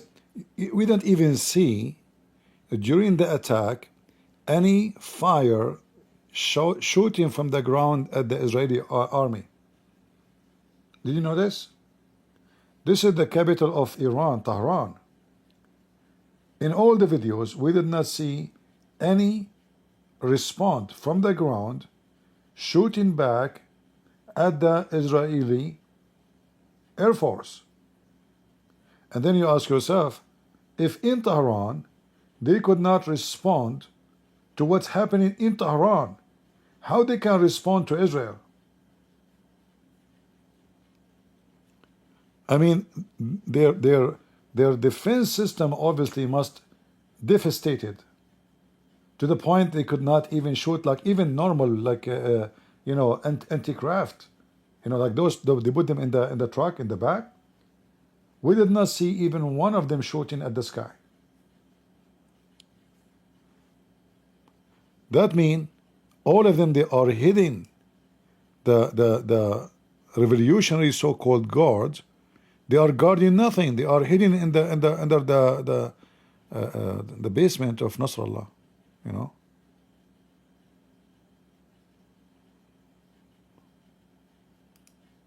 Yeah, I think we have obviously what's happening is exposing how weak this regime.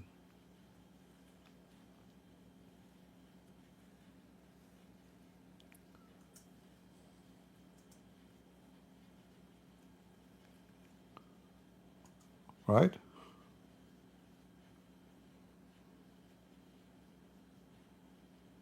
We will take we will take commercial break. Hold on. Commercial break.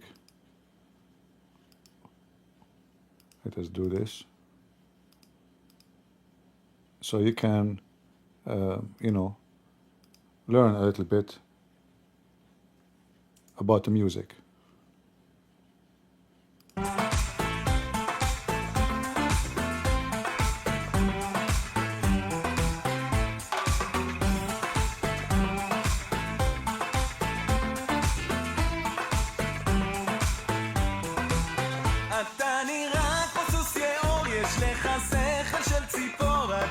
תישאר בבוקי בקרוב אתה תמות אתה פשוט אידיוט גמור עם שיגעון גדלות חמור אתה שטן או בקיצור אתה חלאת האנושות גם אם תזרוק עלינו טילים או תאיים על הגלילים החברים שלך מסוריה ואיראן גם אם תפיל כאן עוד קטיושות תדע שאין כאן שום ירושות ויחד נתגבר על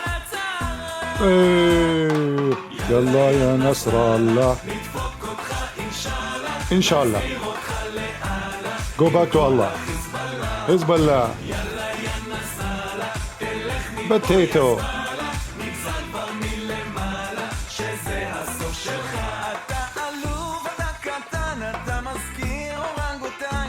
חקינים על הזקן ובקרוב תעוף מכאן אתה ג'וק מת אתה בואש אתה מתחיל להתייאש צהל אותך רק מבקש כדי לשרוף אותך באש גם אם תזרוק עלינו טילים או תאיים על הגלילים החברים שלך מסוריה ואיראן גם אם תפיל כאן עוד קטיושות תדע שאין כאן שום ירושות ויחד נתגבר על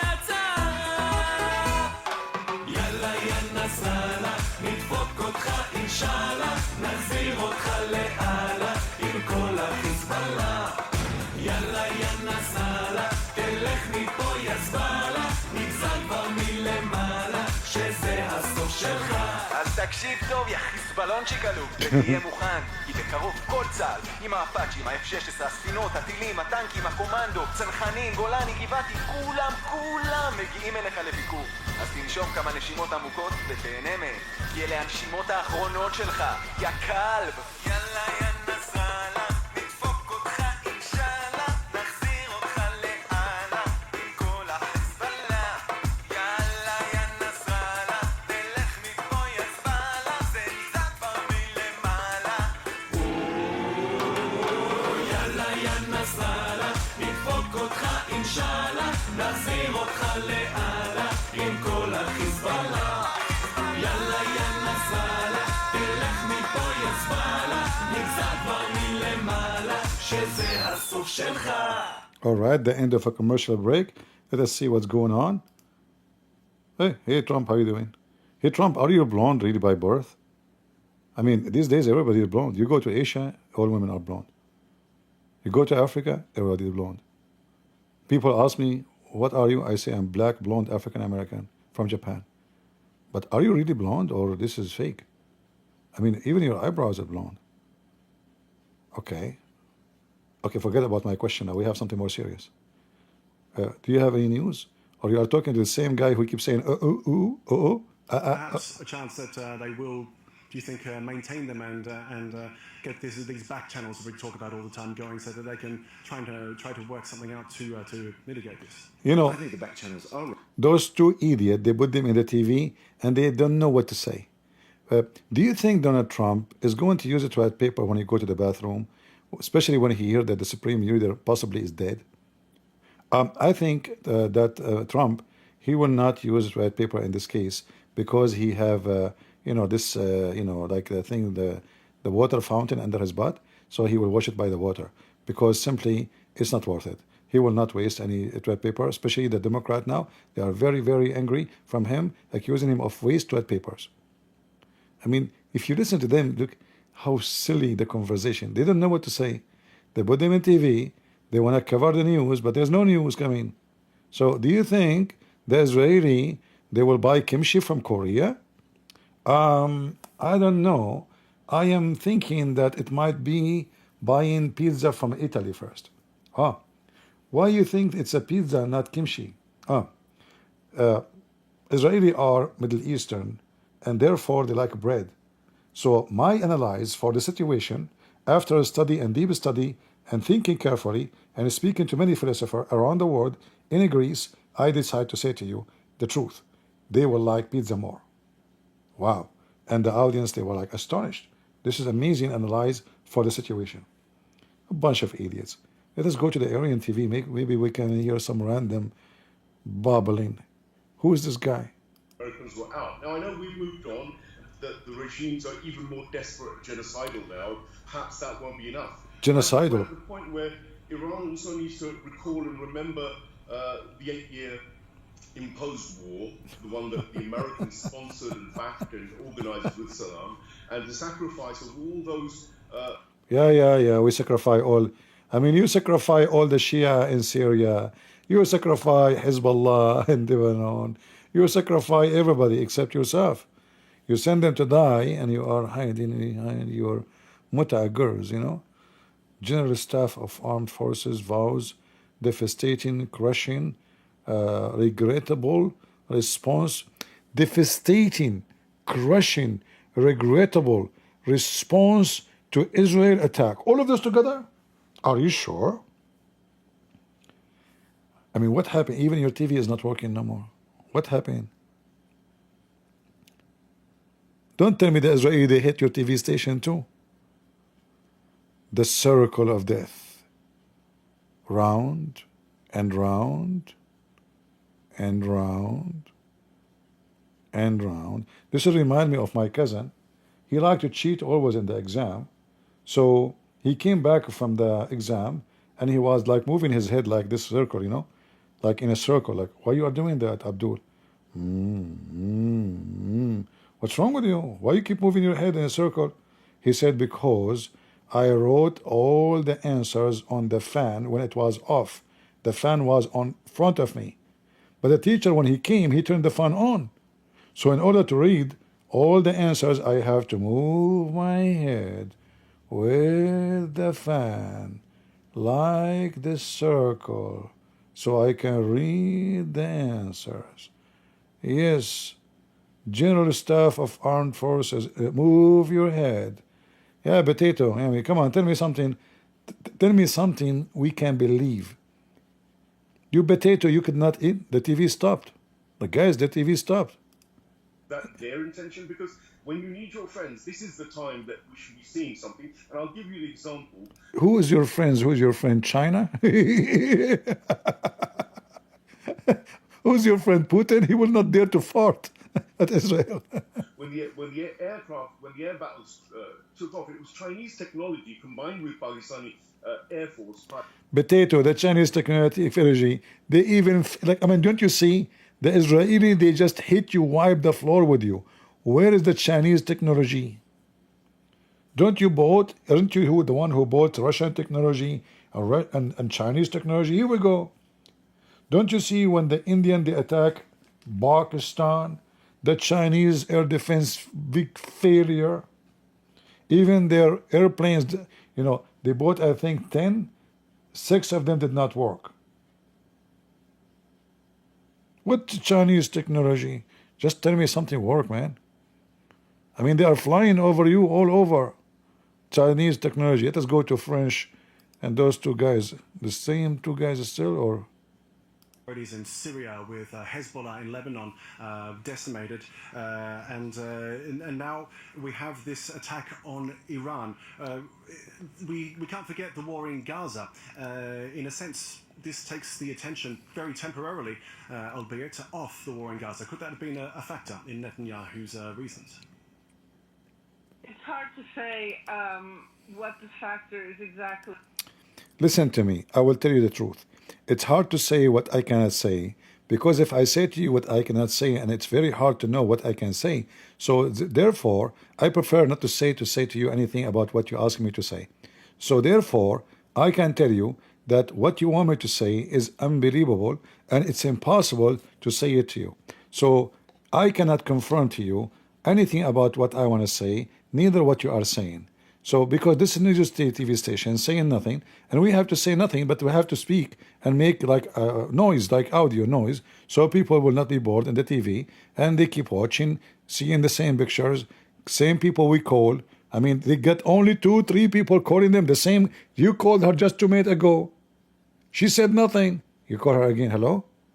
Noga, how are you doing? You have nothing to say? Just say anything. Like what? Your administration? No. We're talking about Iran now. No. Don't talk about your laundry. No. We have a topic, serious topic. It's about war. Do you have anything to say? Iranian attack, Iranian air attack. Should I specify? I'm not. Yeah, I'm actually not sure about that. The reservists, the massive reserve call-up. She is not sure.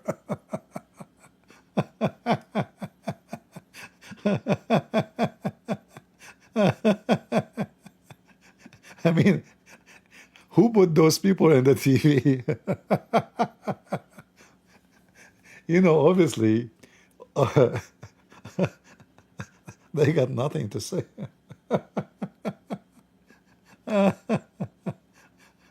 Oh, what a stupid. Let us go to the Iranian TV. Maybe they can do better. They have a new pictures. Look. They weren't going to attack, and also to make them think that a deal was on the horizons. I mean, your thoughts about that? Do I have Ali Riz with me still? Ali, are you there? Yes. Yes, yeah. Yes. Ali, he is not sure. He said, yes, I am. Yeah, yes. He was not sure. Hashish. Here we go. The circle of death. I mean, you don't even have an internet for your own professional TV station to defend you. Even your internet is not functioning. Hey, listen, government of Iran, are you using the neighbor Wi-Fi? Seriously. Are you? It's not working, though. Unbelievable. Qatar, for example, no troops were withdrawn from there. And I think that made many, and by the way, I'm one of them. I was saying that if the Americans really... Oh boy. Yeah, if the American is. Let us see if there's anything. I mean, this is your news is dead. There's no news. They have only one news about the attack, and that's it. What a potato.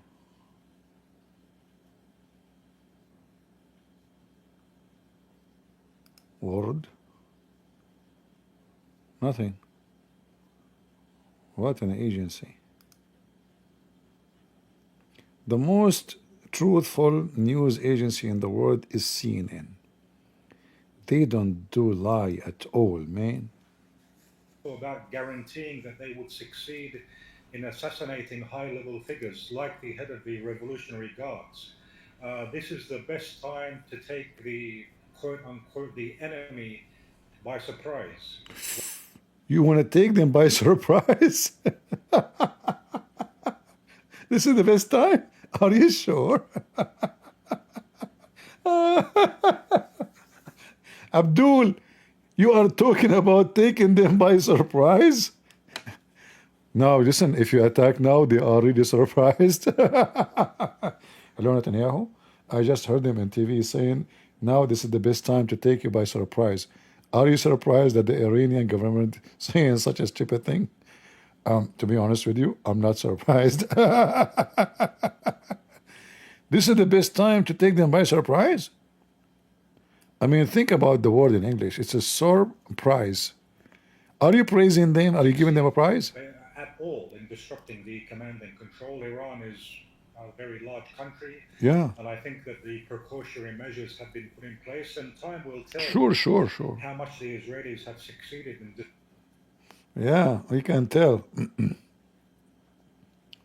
We can tell how much succeeded. It's enough, Potato, to see that you could not do nothing. You could not even shoot one airplane. You could not shoot a bullet at them. That is alone, even if the Israeli did nothing to you. Imagine how much humility that your enemy flying at the top of your head, and they killed all the highest commands of the army of Iran, the command of the Revolutionary Guard, which is the top terrorist command, the command of Faylaq al-Quds, those are the Mujahideen who they are suicider. The assistant and the special consultant and the supreme leader. There's a prevailing assumption amongst the Israeli circles and also some American circles that due to Iran ruling in Syria and due to the blows which were dealt to Hezbollah in Lebanon, Iran's ability to respond has diminished severely. He is saying that Israelis think this. No. You are not diminished. You stupid. If you could not even stop Israel to wipe the floor with you in Syria, with all Hezbollah and the Shia there, what you can do now, you have no access to Syria. Hezbollah is surrounded by the enemy everywhere. What you can do? Oh, Lord have mercy. Let us see if we can find something here. Those streams, two stupid people keep repeating the same thing. Has taken incredible planning, we imagine, and also it's incredibly bold. We've heard reports of drones over Tehran, so obviously taking the risk against the air defense systems there. And these nuclear sites we so often hear about, deep in underneath kilometers of rock, in order to actually hit some of these sites, as the IAEA, the International Atomic Energy Agency, has confirmed the Natanz site has been hit. It just shows how developed Israel is in terms of its prowess and planning. Yeah, well, very clearly. The question is, obviously, we don't know how much damage Natanz has actually sustained. What we know is that it's been hit. But as you say, yes, it's under kilometers of rock inside the mountain, so maybe, the damage is minor, but potentially there is damage, but there's potential, of course, nuclear leakage and fallout to come. That's obviously something which is very dangerous as well. But listen carefully. Properly, there is a damage, but it might be minor. However, it might be big, because it might be there is a leak. Because we don't know. Because simply we cannot understand what's happening right now. So specifically, we have to wait. So what the conversation is about? Just a bunch of silly people, man. Come on, put Kamala on the TV. She would do better. She will astonish everybody, like what has been burdened, what have been, something, potato, What the heck is this? This is the expert you brought him. It's possible. It's maybe. It's perhaps. Here we go. He called Noga again.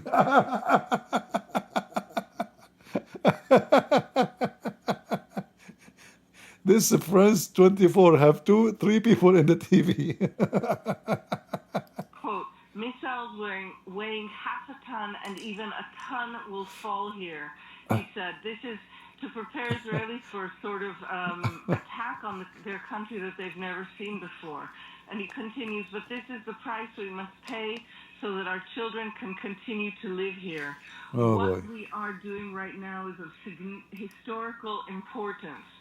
And similarly, we have the revelation of a note. Yesterday afternoon, the Prime Minister went to the Western Wall in the old city of Jerusalem to accompany the Argentine president before his departure. And so we've now been shown a copy of the note that Prime Minister Netanyahu ostensibly placed into the cracks of this wall, as is traditional, in which apparently he wrote, the note seems to show that he wrote, "The people will rise like a lion and lift themselves like an eagle." Now, all of these kind of bombastic, poetic, biblical type statements, I'm not sure they're doing much of a good job in calming Israeli fears or in actually explaining anything. And we have now Prime Minister Netanyahu really just now in a new statement, in a new video he's put out, his second this morning, again, sounding almost like a religious leader. He says, we're following a very See those opening. see those filthy lefty? See those filthy lefty? She's an Israeli. He's a sound like a religious leader. So they want to be, those lefty are the enemy of any country in the world. Her country is at war, and she is bashing their own leader. And now what make him bad for her? Because he is sound like biblical. And I'm not sure if that will make the Israeli comfortable, if that will make them feel safe. She is not sure. I wouldn't be surprised if they invited someone, she is a lesbian. This is France. The ones who insulted Jesus. You remember? Whoever will be in their TV, they have to be an antichrist. They have to be an anti-Israel. They have to be lefty. He have to be LGBTQ. He have to be open border. This is the garbage of a France 24. No surprise that they are calling her every 2 seconds. From all the Israeli, they choose someone to bash Israel. Piece of garbage. Buildings that were hit earlier this morning. It is 7:10 a.m. right here.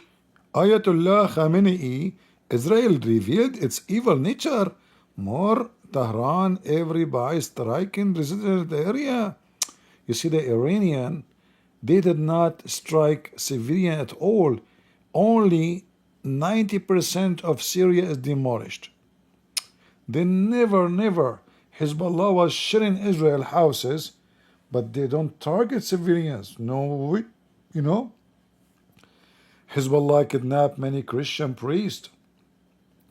During the war in Lebanon, even Christian nuns, and they slaughter them, they assassinate them.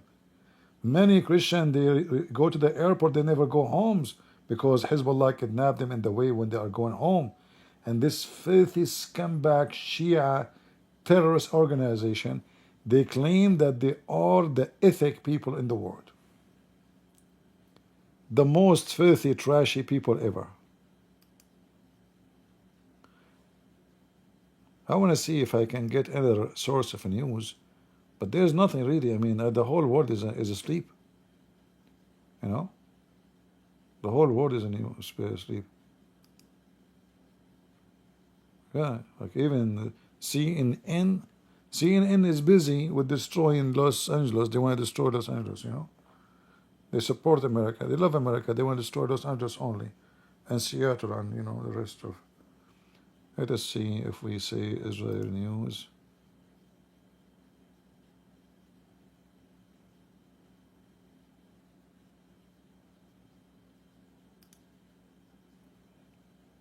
Let us see.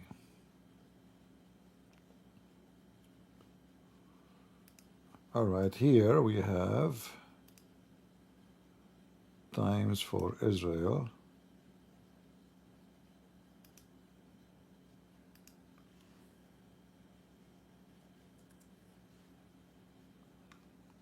So here it says Israel Wings of Zion official state plane takes off from Ben Gurion Airport.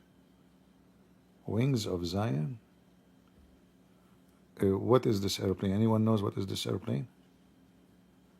What is Wing of Zion mean? What do you mean by that? Is that like an airplane for the Prime Minister, or?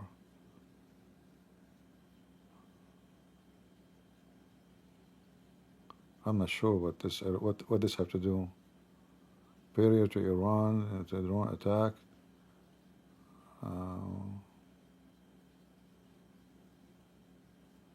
Yeah, I'm not sure. Israeli airstrike target 3 military sites in Iran northeast, state media says. So yeah, they are targeting military, not only the nuclear facility, obviously, which is the right thing to do. Israel has so far carried out 5 waves of strikes in Iran, military official says. Report Iran military chief Bagheri killed in airstrike. Bagheri is dead? No! Please! I like Bagheri. I mean, from all the Abduls of the terrorists of Iran, you go after Bagheri. I mean, just like Bagheri for me. Why? Why you do that?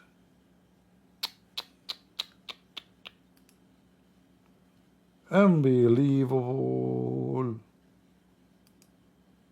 Here we go. Bagheri is dead. What we will do without Bagheri? Is that even fair?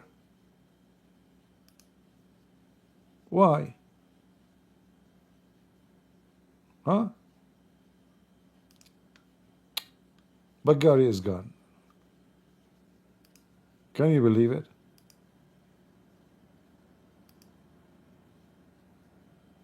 Any more news? Okay, there's nothing. Let us refresh the page. Yeah, there's nothing yet here. Iran state media, IRGC. Okay. Chief killed. Netanyahu says operation will continue as long as needed. Very, very good.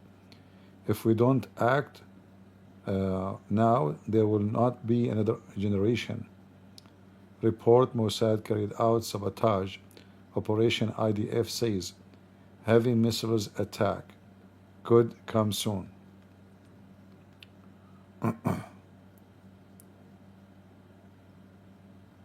All right.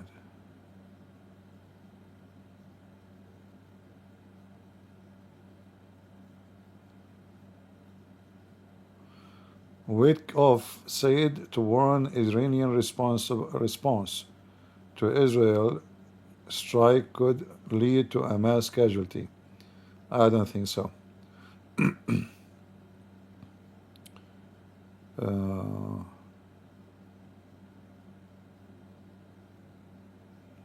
I mean, Trump is very funny. Trump says I don't want to, Israel to attack Iran, but strike could very well happen. What the heck that mean?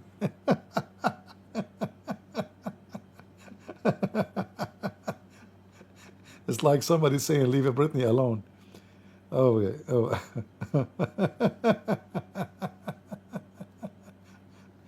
Ah, Lord have mercy. Let us go back here and see. The same women again. I mean, what's wrong with those TV stations? They have nothing there.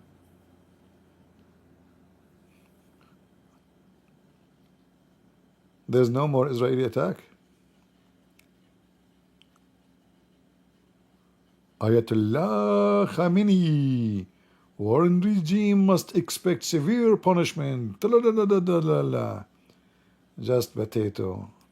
Watch your mouth. They can wipe the floor with you. They can nuke you. In fact, if the Iranian, they hit and they hurt Israel in a bad way, let us say the Israeli could not stop one of the missiles and they hit a very let us say, and they killed like a big number of Israeli, that will be a very bad news to Iran. I advise you to send your missiles to fall down in empty locations. This is Kenya. Yeah, look like things is bad in Kenya too. All right. We will see what will happen, later.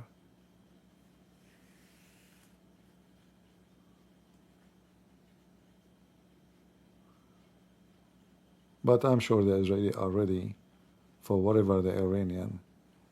They are calculating their numbers very well.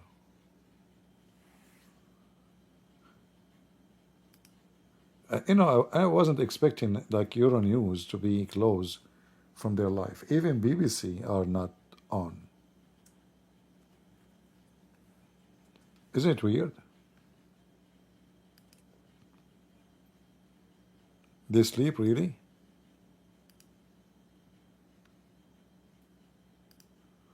They are. A much fiercer They are. barrage of They are on. BBC is on. I checked them an hour ago. They were off.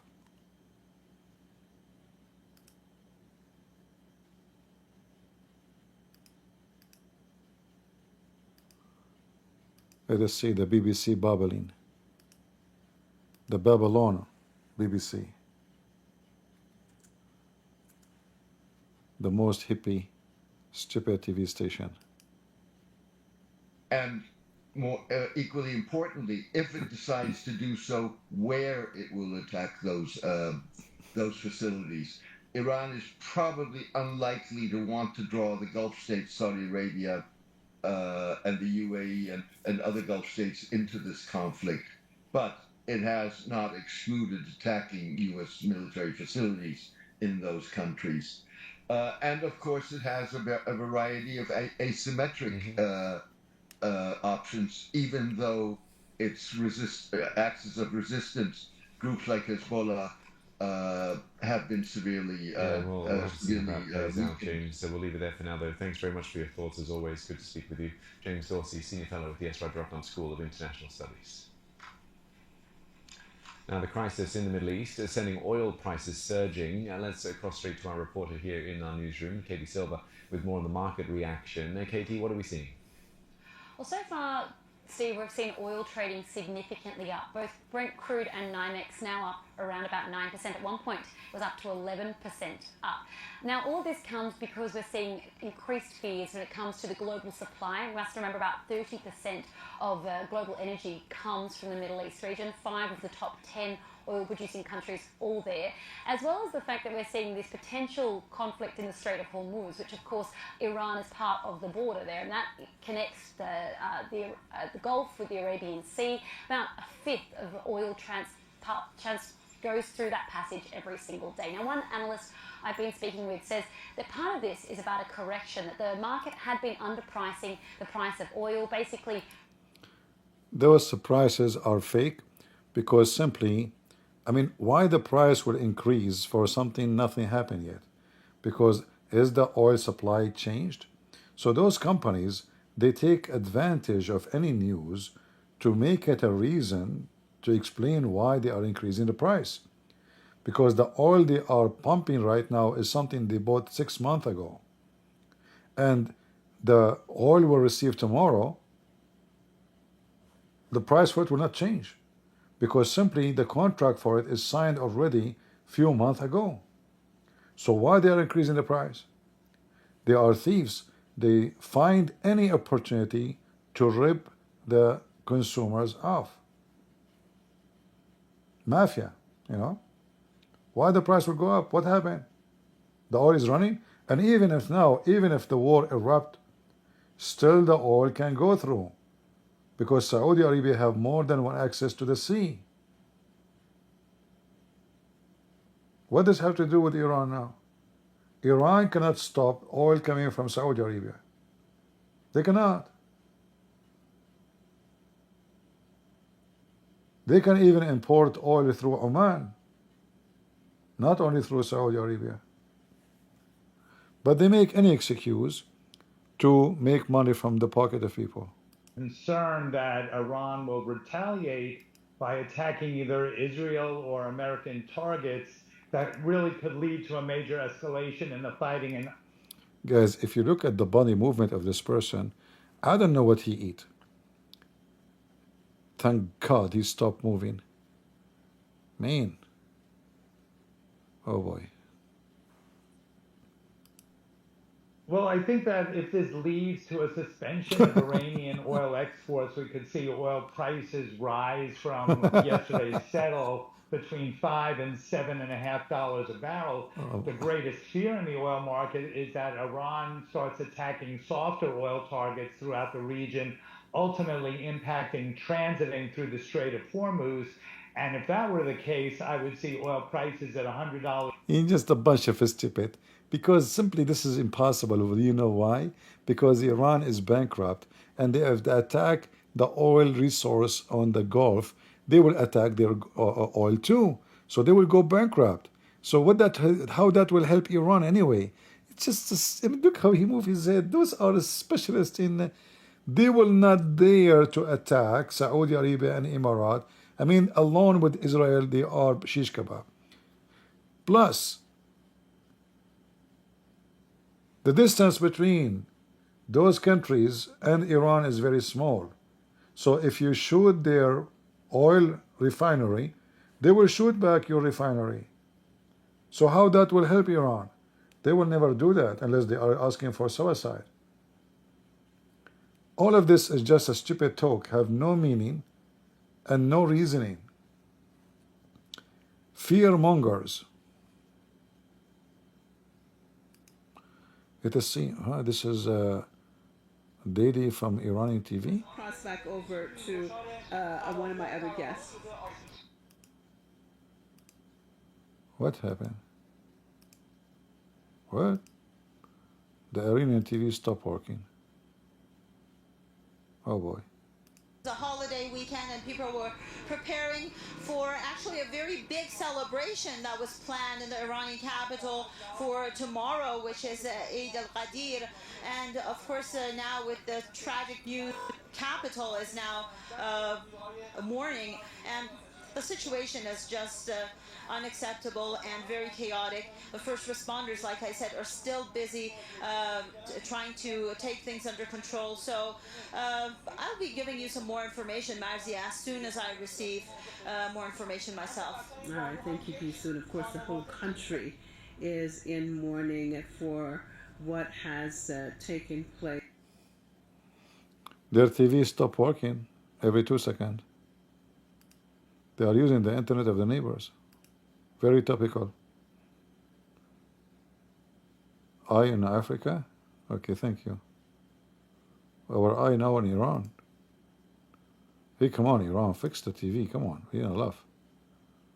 Don't do that. Sana'a, we're talking about Beirut, and now we're talking about Tehran. Your thoughts this morning, Layla?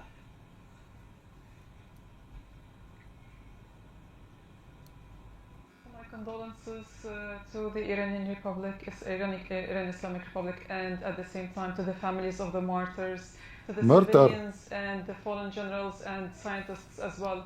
Yeah. We did not expect this to happen. It is a really sad and devastating images to wake up to at 3:30 in the morning in Beirut, and we had been following on what was happening, and we feel your sadness, we feel it, because we were part of this whole war for the past 20 months. Yeah. At the end of the day, we are dealing with the devil. It's not a devil. regular enemy. This is an enemy that's supported with the by the international community. It has impunity in terms of committing war crimes, crimes against humanity, and at the same time targeting innocent civilians while they're sleeping. Looking at the whole situation, listen, the situation become complicated because they were sleeping. We, Hezbollah, we kill civilians when they are awake. See the difference? Those Israeli, they attack civilian who they are the head of the staff of the army general. He's a civilian. I mean, he was in his pajama. That make him civilian. The other general of the Al-Quds army, he was in his bikini. He was doing, drag a queen. He was wearing a skirt of his wife. See the difference? Those Israeli, they kill civilians. We, Hezbollah, we don't kill civilians when they are asleep. We kill them when they are awake. We are not evil like those people. No way. Tell us more, tell us more. Morning, while they are basically being hit by the enemy that the Americans are giving a green light, the Americans are waiting for any mistake to happen to take part in it. They have already given enough justifications for this war. They push the IEA. They are not giving justification. You keep saying we want to eliminate you, we want to destroy you, we want to kill you all, and they did not give any justification.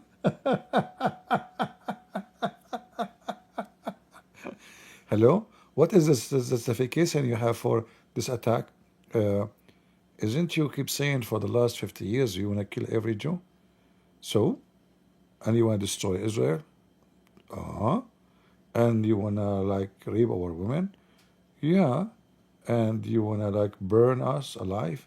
All of us the same as Hitler did to us? And you asking me what is justification for this attack? Yes, what is the justification? Hey guys, if there's anyone is single, this Hezbollah female, she do mut'ah. Very cheap. Very cheap. $10 maximum. Don't forget to buy her a hamburger like maybe Hijab. Back to the beginning of the Islamic Revolution, and of course Imam Khomeini talked specifically back then the reality of what we're dealing with, whether we're talking about the Israeli regime or the Western regimes and how they were complicit, of course, in the war. They call them regime. When they are the dictator, nobody elect them. This is the Israeli regime, really. But as I know, they are elected. Do you have anyone is elected there? Huh? Like who is elected? Regime. Allegedly, or whatever, Iran was supposed to be dealing with another round of these indirect talks on Sunday. Just shut up, stupid Abdullah. Go. What are saying? What those people are saying? And military installations in Iran. The sites of the strikes have not been identified, but black smoke was reported rising over Iran's main nuclear enrichment facility at Natanz. There are reports also of strikes on residential buildings in secure compounds housing military officers. Yeah. Iranian state media is reporting that the head of the paramilitary Islamic Revolutionary Guard, General Hossein Salami, was killed in one of the strikes. Salami became Also, Salami. two senior nuclear scientists. Here is Israeli Prime Minister Benjamin Netanyahu. Nous avons frappé au cœur du programme d'enrichissement nucléaire iranien. Nous avons frappé au cœur du programme iranien d'armement nucléaire. Nous avons ciblé les locaux d'enrichissement à Natanz. Potato. This is Francais or English. Isn't it? This is the English station of France. So why you are playing an audio in a French? Le pardon? Le idiot? Le mentor? Le French? Excuse me? Israel, but there's clearly a sense it was coming. Yeah, there was a sense it was coming because simply what we saw in the previous 48 hours is the US pulling out all its non-essential military personnel, the Brits also doing that, and indeed we did understand through what Donald Trump had been saying that he was not in favor of this strike, but he was clearly, passing the information that he knew something was potentially coming, something he could not prevent, because that was not what his decision. He made it quite clear publicly that he did not want to see these strikes take place. But yes, it was coming, and it's been in the making for months. If you actually look at what's been going on ever since the 7th. A bunch of idiots. This decision is taken last Monday. Last Monday, 3 days ago or 4 days ago, this decision was made to attack Iran. So already Trump and the Minister of Defense of USA, they already met with the Israeli, they studied the plan, they knew about it, and this is why they were evacuating everybody for the last few days. They announced it only when the last airplane they were leaving from the Middle East, which means the process of moving American soldiers or families, not soldiers, sorry, like civilians, who they are in Iraq or in the embassy, people who they are not necessary to be there, for easier protection, they moved them already, and this process was going at least for 2 weeks. Today they announce it because simply they want to give, let us say, a clear conclusion to Iran that we are going to negotiate with you tomorrow, which something will not happen, to deceive them, to make them believe that we have still negotiation, we are not done with you. So that will give them time to move all their civilians. Same time, that will give the Israeli the ability to act and surprise the Iranian, who they were thinking that this coming Sunday, still there is more negotiation. It was just a deception plan, war deception plan, done by America, USA, and Israel together. Trump, he knew that this is just a waste of time. He is keeping meeting them for the last almost 3 months, and they went nowhere. And the Iranian, they insist they want to get their uranium rich, no matter what kind of agreement they reach. So that gave him all the reasoning to let Israel do what they need to do. Israel keep asking him, we should do it now. We cannot wait. Trump, he insists he want to have a peaceful agreement. I'm so glad actually that Iran did not agree, because having Iran as a nuke country is extremely dangerous for the whole world, not only Israel. Those are mental people. I will not be surprised actually if they nuke even the Arab, their neighbors. They will do it. Why not?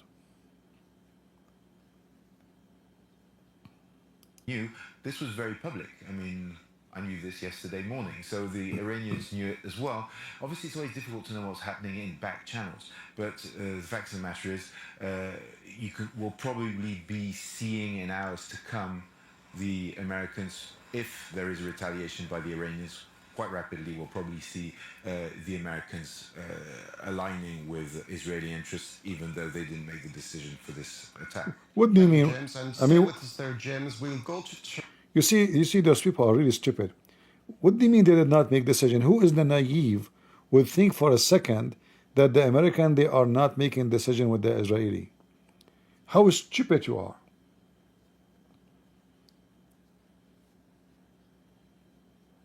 What those people are talking about?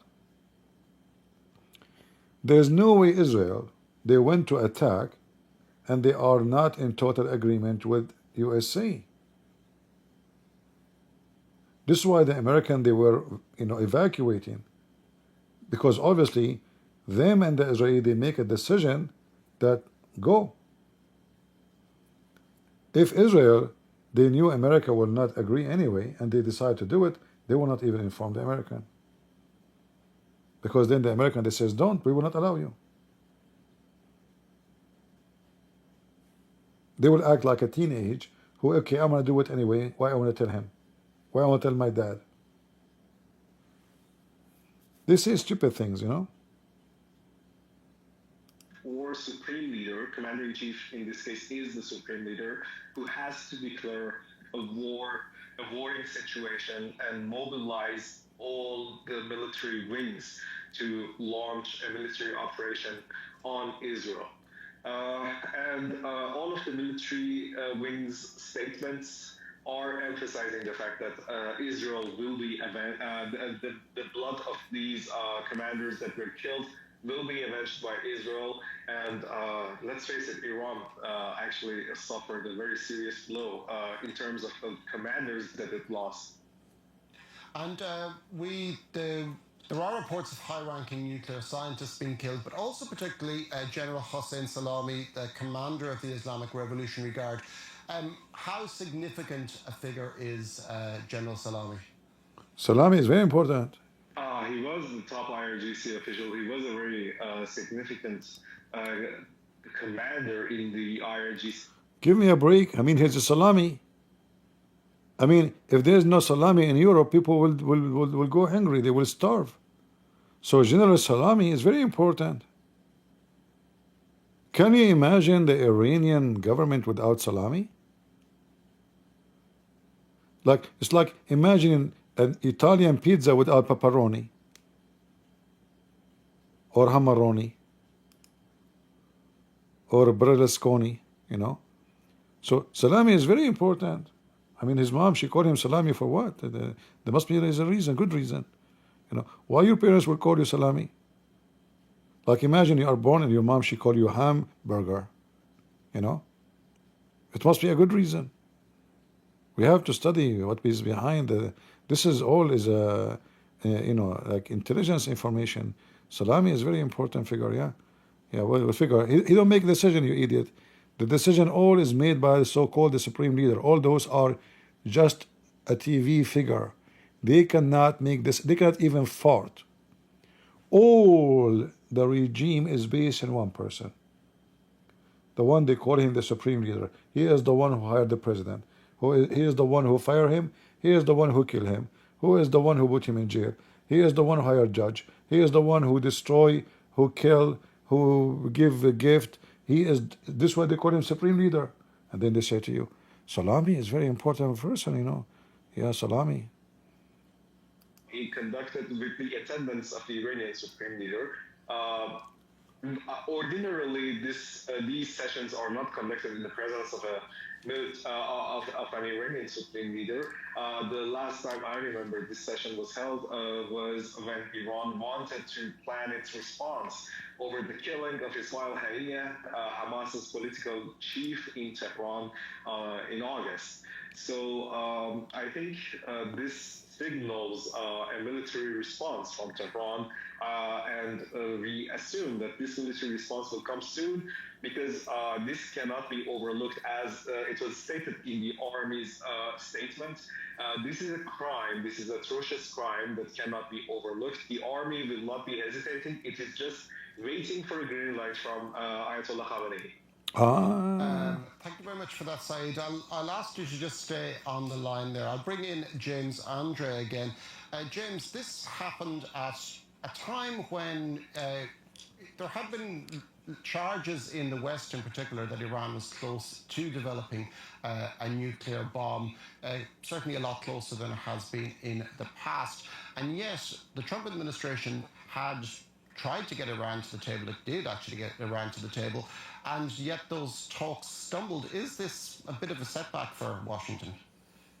Well, the thing is, it's a setback for Donald Trump, who quite clearly stated that he did not want to see this attack take place, and that what he wanted to see was diplomacy and to strike a new deal. He considered the GCPOA, which was the previous deal that was negotiated back in 2015, was basically cancelled by Donald Trump during his first administration. He also always considered that deal was a terrible deal, that he said many times.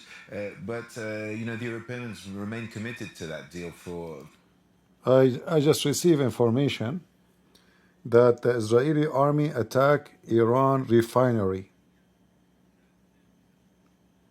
All right? But I cannot confirm. We have to wait to see if they will, any side, they confirm that the Israeli attacked the Iranian oil refinery. Yeah, that would be very painful for Iran, actually, because this is all where their money is coming from. Let me see if I can find any confirmation, if such a thing can be confirmed. You know, the question, Mark, is what will the Iranians do now? And what are their options? If you actually think about it, it's true, Marco Rubio says, do not attack any American interests or we will retaliate. We were not part of this decision. But the fact of the matter is, and the Iranians know this full well, the Americans will fall in line and help defend Israel in the case they do attack with any strength. So they might choose to consider that these were American-made weapons, for example, and decide to target American bases. Obviously, that's always a possibility. But what is more probable is that, you know, this first wave of attacks, and we have now, I think, 3 rounds of bombardments that have been taking place, have definitely degraded Iran's capabilities, because we've seen what the Israelis have been able to do over the past few months when it came to Hezbollah, for example. The targeting of Hezbollah, and you know, I was covering that for France 24 at the time, was very impressive. You know, they hit all over the country. They managed to destroy most of the weapons depots. At the end of the day, you know, the CIA considered before the Israeli attacks on Hezbollah that Hezbollah had 150,000 missiles and rockets.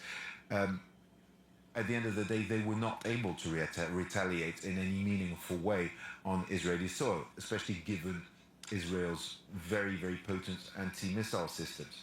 You know, the question is now, after the raids we've seen this morning, how much of Iran's arsenal is actually still operational? Their commands... I receive news, but I can't confirm, that the Israeli, they moved many Israeli civilian airplanes from their airport all the way to Cyprus. So they are expecting that Iran will shoot missiles trying to hit Israeli airports. So they are moving Israeli civilian airplanes all the way to Cyprus. But again, we need to confirm, like this is what I received, but I need to confirm if this is accurate, you know. Yeah, if the Israeli attack really the refinery of Iran, that means Israel is not just seeking to hit and just, you know, obviously they are seeking devastating situation for Iran. Because this country without oil, they have nothing. They will go bankrupt. So possibly the plan is bigger than just if it's true, you know. Let us see. Netanyahu announced that based on the information he just received, it was a very good successful attack as a start, but we are not over yet, you know.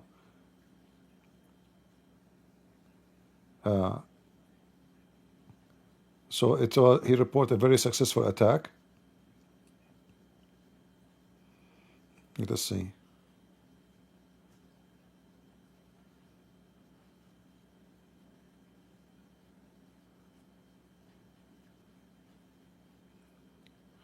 You see what Netanyahu is saying, that they were expecting even Iran might attack Israel before Israel attacked them. So this is why they have done this before it's too late. Very good, very good. With American President Donald Trump in the last few days and weeks, that Iran was the main subject. We had also heard about major conversations, some even pretty hot and heavy in the cabinet, about between the Israeli military echelon and the political one. I do want to just give one update. We do have a statement, the first statement by President Trump, since he was made aware, since these Israeli airstrikes began. Speaking to Fox News, he said, Iran cannot have a nuclear bomb, and we hope to see them returning to the negotiating table. As far as I know, the talks in Oman on Sunday are still on the schedule, the U.S.-Iran talks. We'll see, said Trump. There are some people in the leadership who won't return. This is clearly a commentary on the number of very top senior Iranian military officials and Iranian nuclear scientists that Israel managed to kill in the very first volleys of this strike. Can I just ask you, how does Israeli domestic politics factor in these strikes at this particular time? You know, in a way, that's the... All right. Uh, the news about attacking the refinery, we cannot confirm it yet. And for me, actually, I'm not expecting Israel to attack the refinery. Even the news, like the one I received, it says so. Uh, I think there is, if Israel attack the refinery, that means they don't want just to hit and finish the job about the, the nuclear. And that will open the door for Iran to hit refineries of others like Saudi Arabia, Emirat, Bahrain, even maybe Qatar. So I don't think Israel would do that, but we will see. But for me, I'm not convinced that Israel will attack the oil refinery, because that will open the door to create a chaos for oil resource for many countries. That is not including USA, because we do not need the Middle East oil, we do not need it. But that will cause a problem for countries like India, China, Europe, etc., but not for America. But we will see. But until now, I don't see any official news about such an attack. Just to confirm that. Yeah, let's continue. Take place without either U.S. okay or U.S. collaboration. But Netanyahu, for now, has managed to escape the specter of elections, and he remains extremely unpopular in Israel. It may be true that he was shaken in recent weeks by the possible vote coming up that could have toppled him from power, and I do believe that he thinks that this... See, those are the lefty, they keep bashing their own government. So now, he is not attacking Iran to save his people from possible attack. No. He was shaking because his party might lose control. I mean, look how stupid. This is why they keep calling this women.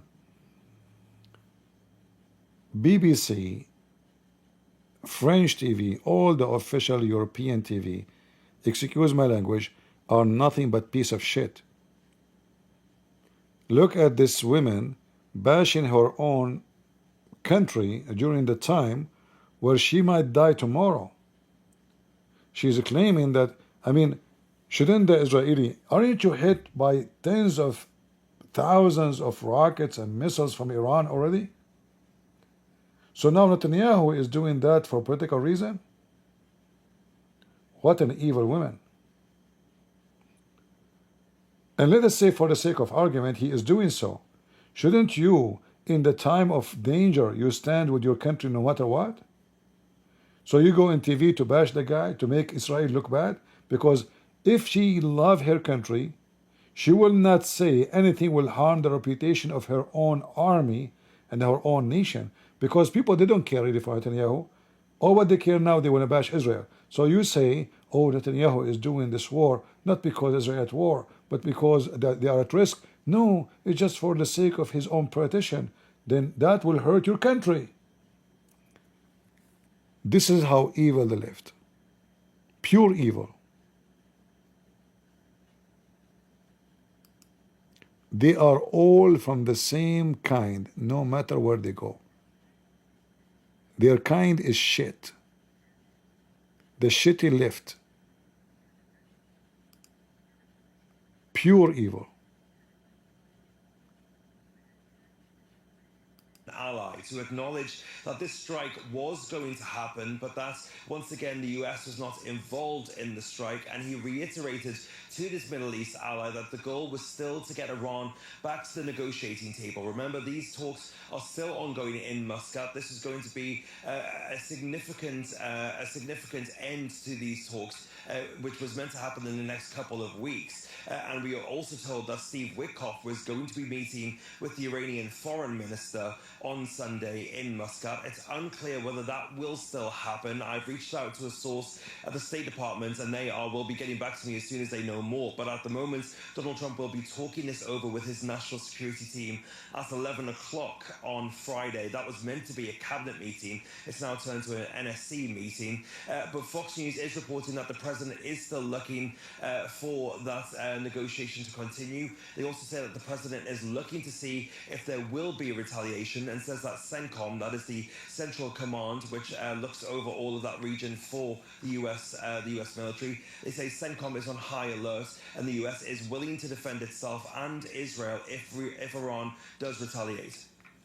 Thank you, Fraser. I'll just ask you to stay with us there for a moment. We'll go back to Tehran to Saeed Azimi.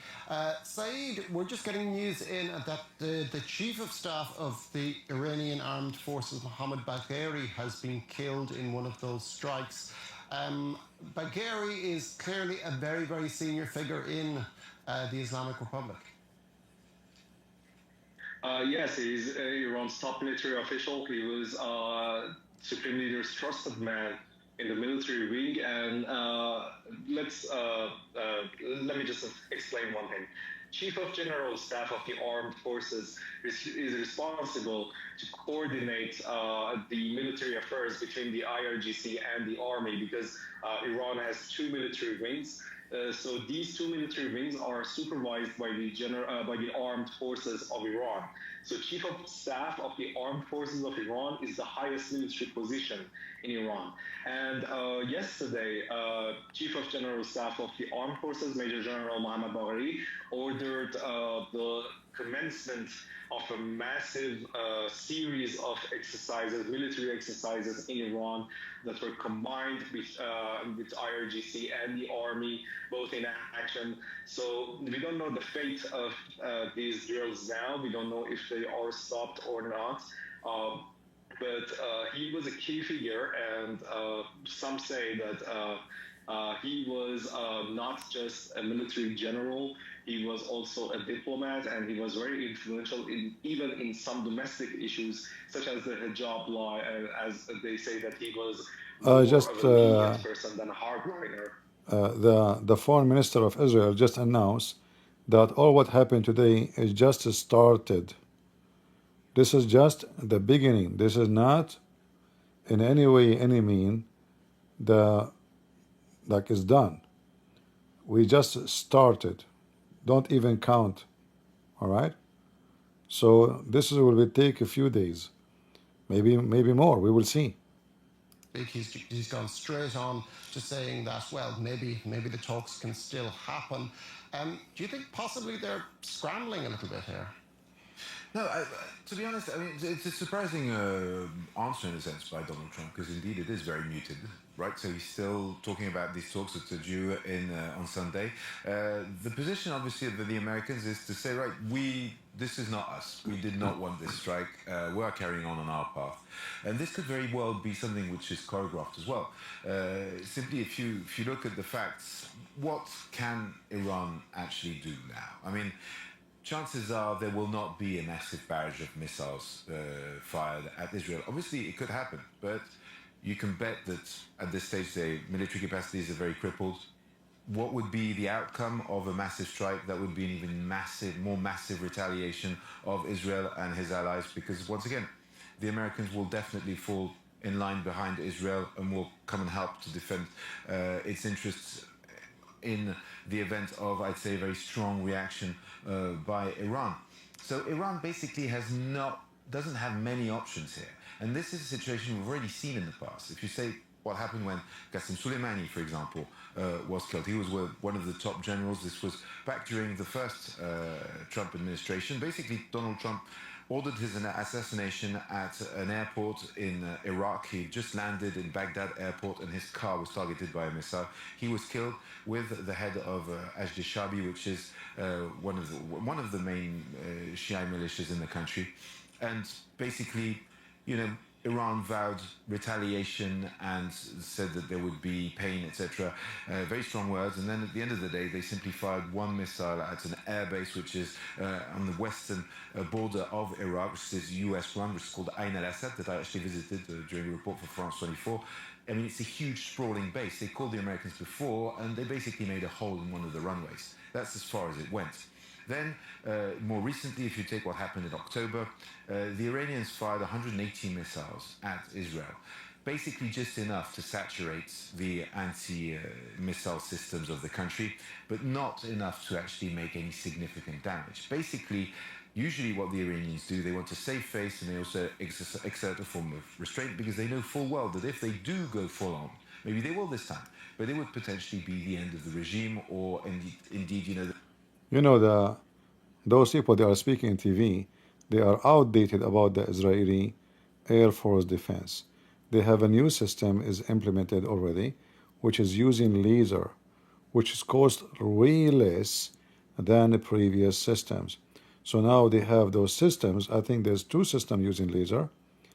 They are made to stop attack of a massive drone attack, and that goes the same for missiles, you know. So the Israeli technology is highly powerful, and in the same time, the Iranians themselves, they knew that if they want to attack Israel, they should not attack Israel. To make it simple for you, the Iranian, in the front of their people, the regime, they will make themselves the same as they previously did, that you see, we retaliate, we are brave, we can do something. But in the same time, they will do their best not to do something really bad, because then they knew that the Israeli angry are not going to be the same as Israel now. Now, and they are not angry, and look what they did to you. So what about you made the bear injured? The bear will eat you alive, will rip you apart. So the Iranian, they knew their size. They knew they are limited. Like when I received news that the Israeli did attack the refinery, I did not really take this news as serious, because I think Israel will leave that part if something bad happened, because that will hurt Iran really bad. So they will not attack refinery, because that will not make Trump happy. That will not make many of their friends happy, because simply that will affect not only Iran, will affect many of their neighbors, especially Europe. They will not, or India. So Israel will not do that. That will be only happening if Israel decide to really destroy Iran. It's like, okay, you did this, let me show you. For now, they will be focusing only in hitting what is needed to be hit. Not to hit economy, but to hit military. And if Iran is stripped from their ability to hit by military, then targeting the economy later is so easy if they want. As you see, they have a full control of the Iranian space and their airspace, and Iran is not able to shoot down not even one airplane. So the Israeli army, even so Israel is so far from Iran, it might be that even the Israeli fighter jet is flying from Saudi Arabia. So they can refuel. You see, Saudi Arabia in the appearance didn't have a relationship with Israel. But we knew very well that Saudi Arabia secretly, they have a lot of relationship with Israel. So I will not be surprised if the Saudis secretly, they are refueling, reloading all the ammunition, which means Israeli already they moved a lot of ammunition, possibly from the American warehouses in Saudi Arabia or Emirat, to a secret airport where the Israeli can load and shoot and come back so fast, because I don't know how long it takes for F-35 or 16 or whatever to fly all the way to Iran from Israel. But I don't think Israeli are using Israel airport to keep doing this. This will not be easy. It takes time, it's more risk. So it might be they are using maybe Azerbaijan airports. It's very highly possible. Or it might be they are using some secret airports in Saudi Arabia. Those news will not appear because the Saudi or even Azerbaijan will not dare to say we are the one who gave them airport, because that will make them in target with Iran, and they are neighbors to Iran. So they have to keep it secretly. But I don't think really Israel is flying all the way. I know they can do it.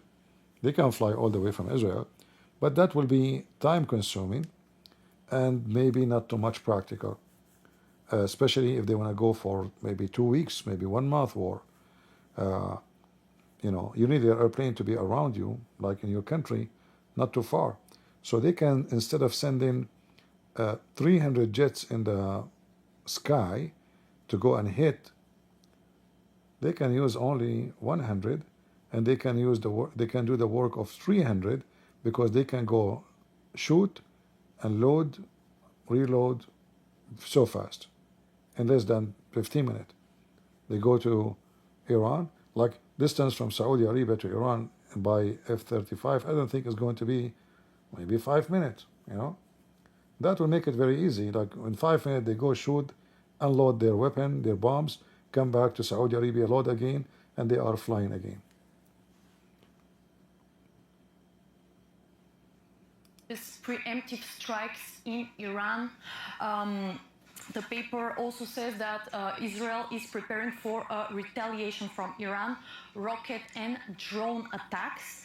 An interesting part here in the article was when Haaretz wrote that, of course, the US formally expressed its opposition to the attacks and its participation, but the paper says that it remains unclear whether the US offered to share any intelligence or aerial refueling capacity, an option that would allow the White House to assist, quote, while maintaining some sort of plausible deniability, writes the paper. Let's move to the Times of Israel that focuses on Mossad, which is, of course, Israel's national intelligence agency. It explains that it carried out covert sabotage operations against Iranian air defenses and missile facilities, plus other strikes, quote, at, quote, a number of locations across Iran. And are they saying why the attack was launched right now? So we have here a tweet by Jivka Klein, who is an editor at the Jerusalem Post. He quotes IDF chief of staff who said, "We launched the strike because the time had come. We reached the point of no return." And he adds, "History taught us when faced with threats to destroy us, we must never bow our heads." And we have here another analysis from the Jerusalem Post that tries to explain why Israel struck Iran. It says that Iran's ambitions are no longer hypothetical, and the danger is here, and the choice is either preemption or regret. The paper says that intelligence showed that Iran had enriched enough uranium to produce approximately 50 nuclear warheads and was actively conducting. Thank you very much for that, Elitsika Deva. Now we'll return to that story shortly, but media reports in India say that one of 2 black box recorders has been recovered from the Air India flight, which crashed shortly after takeoff from Ahmedabad on Thursday. Investigators will be trying to determine what caused the Boeing 7878 Dreamliner, which was due to fly to London Gatwick, to crash. Authorities say at least 265 bodies have been recovered, which include people from the medical staff accommodation which the plane struck when it crashed. There was just one survivor among the passengers on board, a 40-year-old British national who'd been travelling with his brother. And Indian Prime Minister Narendra Modi has visited Ahmedabad today.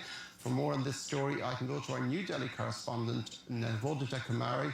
Good morning, Navodita. Can you tell us the latest about this crash?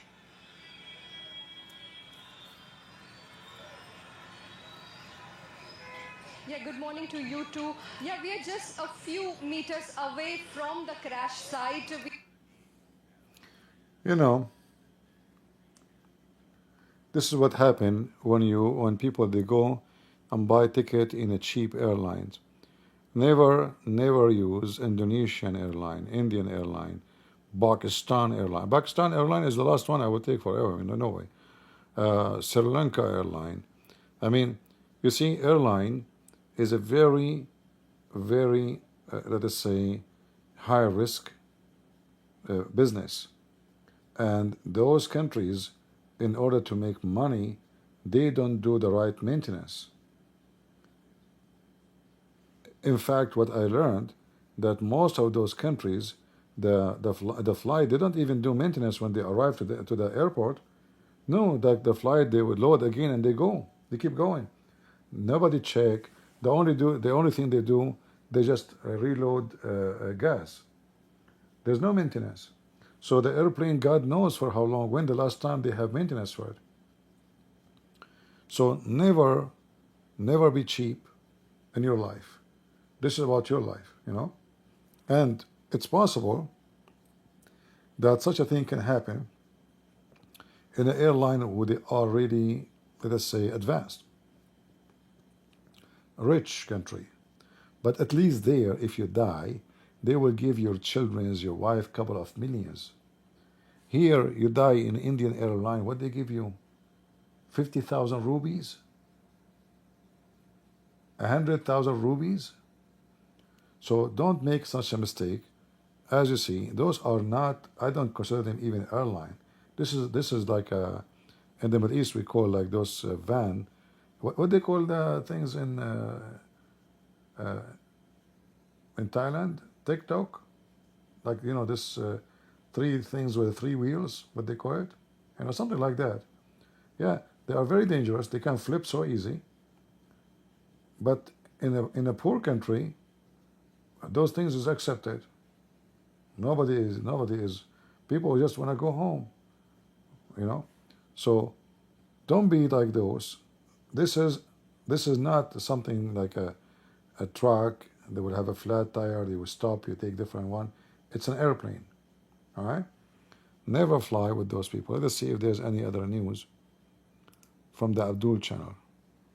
Yeah, Abdul, why your channel keeps stopping? What's wrong with you? What happened? Don't tell me the Israeli, they hate your TV too.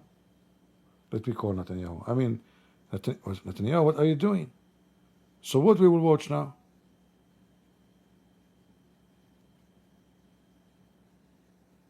I think I'm going to fire Netanyahu. But not now, because there's a war, you know. I will wait until the war is over, and then I will call him, all right? I will tell him that you are fired. Tribal, treacherous regimes, to also, for the sake of unity, and for also to pull them out of this quicksand that they're drowning in. The U.S., all they do is plunder the region. When Trump came down to the region, he went to MBS and he called him Johnny. He gave him a nickname called Johnny, and he told him to stand up, and then he clapped for him, telling him that he did a good job. What's the good job that he did? He acted like a dog. I don't want to use this kind of term, but he did act like a dog the way that he told him to stand up, and he stood up and he clapped and telling the people to clap for him as if he, you know. He's talking about the Crown Prince of Saudi Arabia. He's calling him, the Iranian TV calling him a dog, and Trump, he called him Johnny. Hey, Johnny. Hey, Johnny. Johnny, stand, Johnny.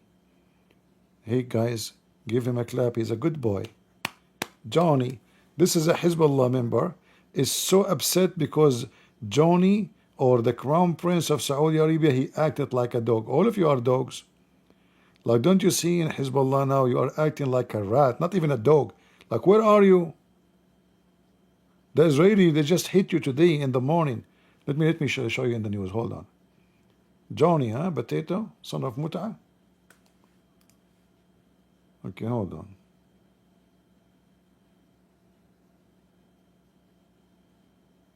I just received news that 10 top scientists, nuclear scientists, are killed. Top 10, at least. Let us see here.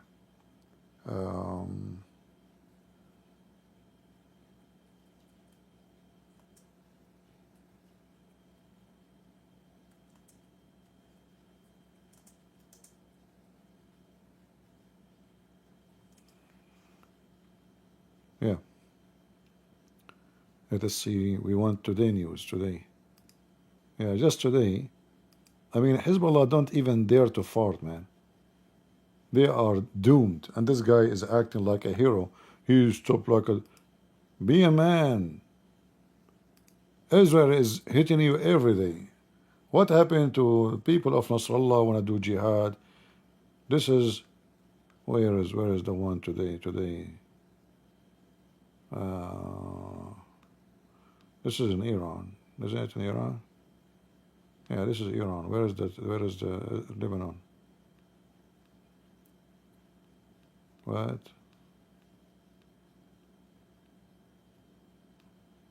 Okay, let me find it in Arabic, as long in English.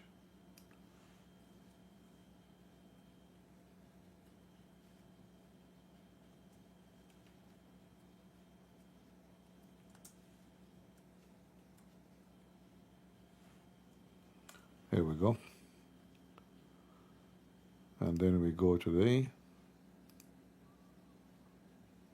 what?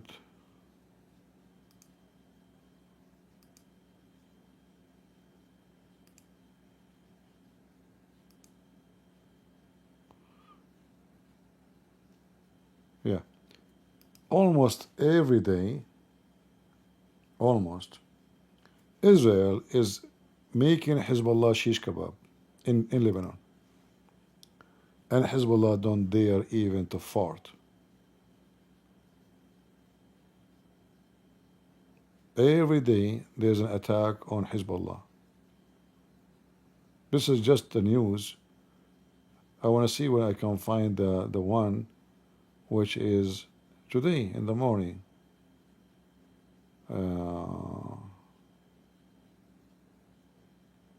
Hold on. Anyway, I will find it for you. Yeah, potato cowards.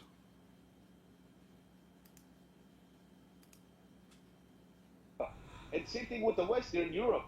But the thing is, they have a goal, and the goal is to divide and conquer us and control our resources and spread their immorality and and their corruption in our region. And they want to install all these puppets. Look what they did to Iraq. Look what they did to Afghanistan. Look what they did to Syria. Look what they did to Libya. All these countries that were involved in, they destroyed it.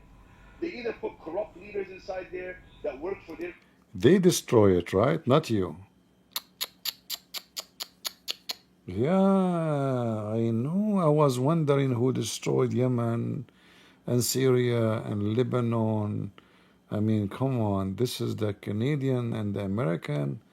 Hezbollah, they are, what the scumbag. Just get out of here. Potato.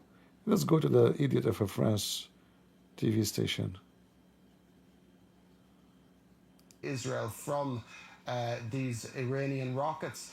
Is the Trump administration likely to do the same in the eventuality of an Iranian response this time? I don't think there's any world in which the US won't defend Israel, and Donald Trump effectively said that himself in a recent interview with Brett Baer from Fox News in the aftermath of this strike. He said that the CENTCOM, the Central Command of the US military, was on high alert and said that the US will defend itself and Israel if Iran retaliates. Now, worth noting that in those early attacks in April and October last year during the Biden administration, there was rumblings about this kind of retaliatory attack happening, and we actually had a couple of hours heads up before we went on air about this taking place. Now, when I put that to an official from the Biden administration, they told me that the Iranians had not telegraphed their punches, as John Kirby liked to say back when he was on the podium. But of course, that clearly wasn't true, because I had sources inside the US government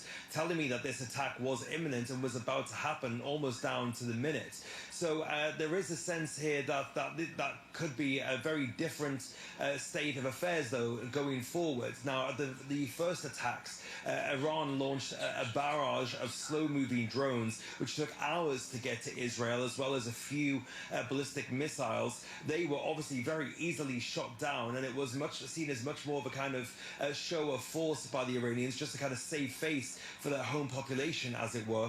The next round, the salvo of ballistic missiles that was then fired to overwhelm the Iron Dome, seemed like a much more earnest attempt, as it were, to inflict damage on Israel from the Iranians. But of course, there wasn't much damage that happened. And again, it was seen by some here in the United States that it was more of a kind of a flex from Iran rather than an actual attempt to really inflict damage. Now we wait to see whether Iran will respond with a significant response, i.e. a lot more ballistic missiles, or whether Iran even still has the capability to be able to launch that kind of attack. Of course, the Israelis have been targeting missile and military bases in these volleys of attacks that they've been launching over the last few hours.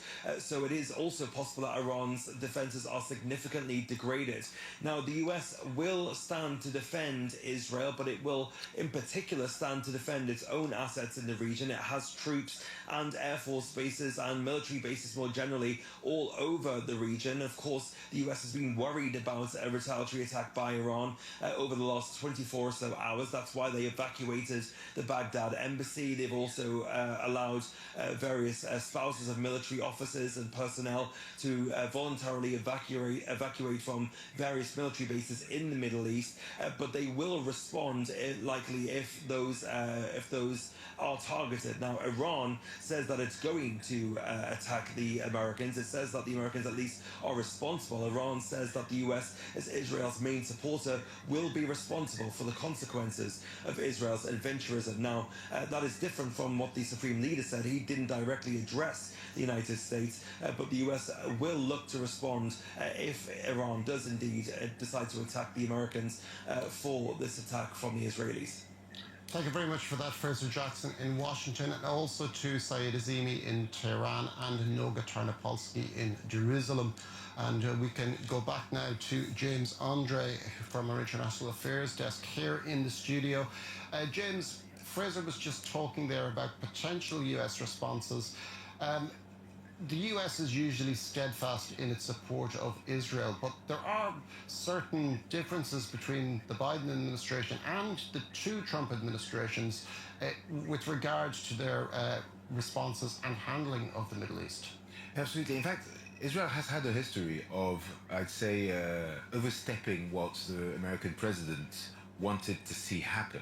I mean, maybe, I'd remind you of what happened in 2015 when Benjamin Netanyahu traveled to Washington. He was invited by the GOP speaker at the time, spoke before Congress, while Barack Obama was not even informed of his visit, or at least not officially informed. Basically, this was about the Iranian nuclear deal. At the time, he was trying to convince the American Congress that the JCPOA, so the Iran nuclear deal, was not to be signed because it was dangerous for Israel. And he did this behind Obama's back, and Obama was furious at the time. I'll give you another example, and this is even closer to what's happening right now. This was back in 1981. It was an operation conducted by the Israeli army called Operation Opera, and which is widely considered to be the first strike on a nuclear plant in history. Basically, at the time, it was Saddam Hussein who was building a nuclear facility in Osirak in Iraq. This was being built in cooperation with the French, and at the time, the United States has just freshly delivered F-16 jets to Israel, and Israel conducted a strike without speaking to any of its allies on the Osirak nuclear facility, which was nearly ready to start functioning and who was about to be fueled. So it was the last possibilities to strike this installation before it was fueled. And basically it killed 10... Somebody saying there's other channel they have more insight, but here's not live. My friend, I am connected right now to the ones who they can give you the most inside information right away from Israel. So I don't know who can give you insight, but I mean, what insight? All the news is what is published, and there's only two people that can confirm news, either from Israel or from Iran. Iran would never confirm anything unless there is no way to hide it. Like, the chief general of the army, he is supposed to make a speech now because he is the chief general, so they cannot hide his death. So It's not people on YouTube who can give you information.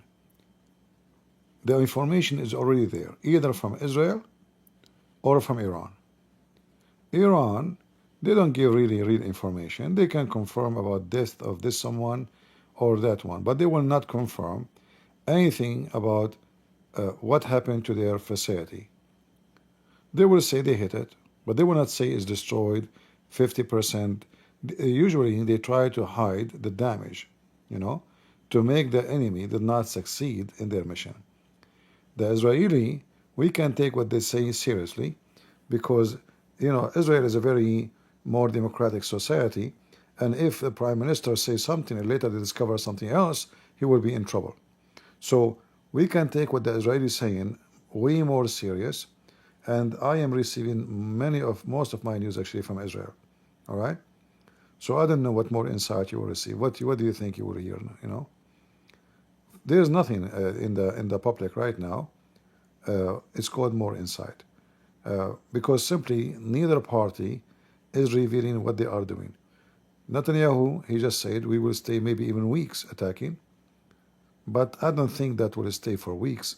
It might be few days, maybe 5 days, maybe a week, because you see, if the Israelis are not using airport, which is close to Iran, that will be very, very tiring for the Israeli military. It's not easy to fly all the way from Israel all the way to Iran. That is a far distance. You need to refuel. You need, even if you refuel, what that will do? That will not be enough because you need to reload missiles, bombs, and most of those bombs they are using, they are going to be heavy duty. Like the missiles they use to kill a target like assassination purpose, those are small ones. They can burn, destroy an apartment. But when you talk about destroying nuclear facility built underground, multi floors down. So you can imagine the size of those bombs. So the airplane can carry maybe 2 bombs maximum. They cannot carry many. I'm assuming, like for sure if somebody expert, he can give us more insight about the airplane they are using. But long distance, far distance, fueling, refueling, reloading, weapon, and emission is not easy. Israel can do way better if they have an agreement with somebody, we do not know who, to use their land so they can fuel and they can load and attack again from a very close distance. There's 2 options, 2 countries they might do that, Azerbaijan or Saudi Arabia.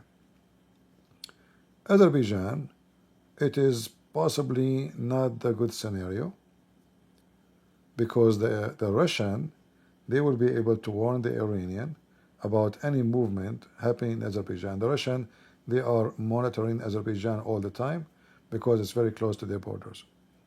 So I am assuming that it's mostly Israel is not attacking from Israel. They are using Saudi secret airport. It's not from Israel. All right? I am assuming. We cannot confirm that. Those will be secret missions because the Saudi, they will never dare to say we are giving a ground, for operation for Israel. They don't dare to say that to the Arab because they don't, how they can justify it, and their own people. So if it's done, it's going to be secretly done. And if it is done, that will give Israel the opportunity to keep attacking for a long time, not only 1 day, 2 days, 3 days, even months, because the distance is very short. Airplanes, you do not need a lot of airplanes to be flying at the same time. They can do maintenance, they can do all the requirement to keep those airplanes functioning right. Remember, Israeli will never risk sending their airplanes all the way to Iran and then a maintenance failure and the airplane, the fighter jet fell down. That would be a disaster for the Israeli.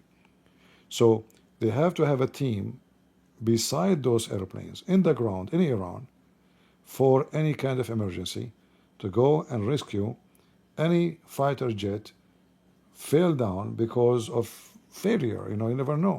You know, if the Iranian could not hit it, well, you know, maintenance issue can happen. So I am thinking that most likely Saudi Arabia is providing kind of a ground for the Israeli army to attack Iran. Anyway, those things we will not know until time pass. Nobody will share those things, and even the Saudi, they were never there to share it, because that will be against their own population, support, like supporting Israel, giving a ground airport. But we know that Saudi Arabia have a very secretive relationship with Israel. In fact, I guarantee you that every Saudi right now is dancing from happiness. Every citizen of Bahrain and Emirat. But in the same time, they will be very worried. You know, especially a country like Bahrain and Emirat. They are very close. If we open the map,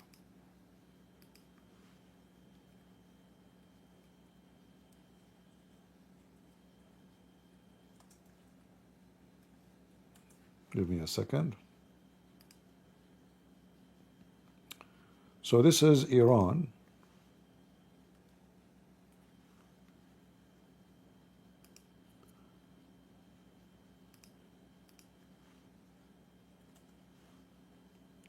So if we look at the map here,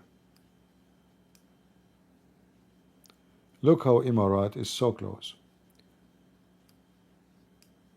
Iran can invade Emirat so easy, so fast. I mean, it takes them only maybe 3 hours to be. In fact, already Iran, they invade one of an islands. It's supposedly owned by Emirat. It's called Abu Musa. They took it. Let me see where this island here. It's a small island. Where is Abu Musa? Abu Musa.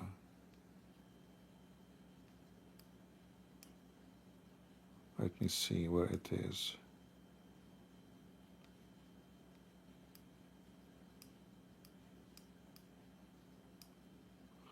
Let me search.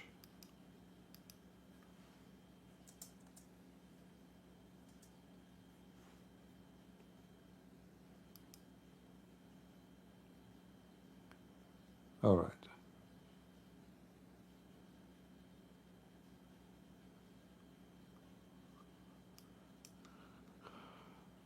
Yeah. So it should be here next to al-Qiwin island. Let's see, al-Qiwin. Where is al-Qiwin?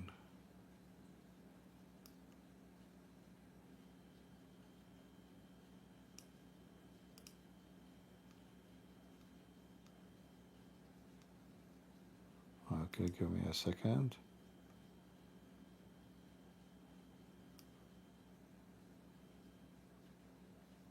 Qiwin. It should be here. I don't know why in this map it's not showing. It's too small. But anyway, the Iranian, let me see if I can use different map. So the Iranian, they invade and they capture this island already. See, this is the island, Abu Musa. Very close. You see the Dubai?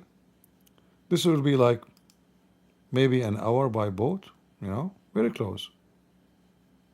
By airplane, you cannot even count it. Very small island, invaded, the same as Turkey invade Cyprus. The Iranian, they invade this island. Let us see if we can load in, in Google. You cannot. But you see here, there's an airport, but this is used by the army.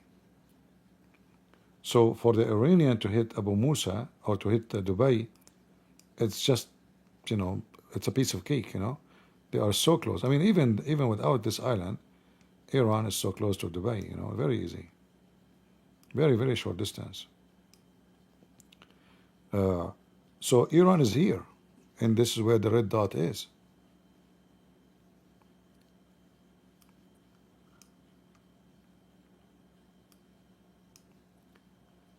This is why when I received the news about Iran refinery attacked, I said this is not possible for now, at least in this stage of war, because Israel will use that only as a last resolution, not as an option to be a start, because that will make all European countries are angry. Will make all their friends angry, actually, because that will hurt them. Because Iran will hit all the refinery as a revenge, because they lost everything then.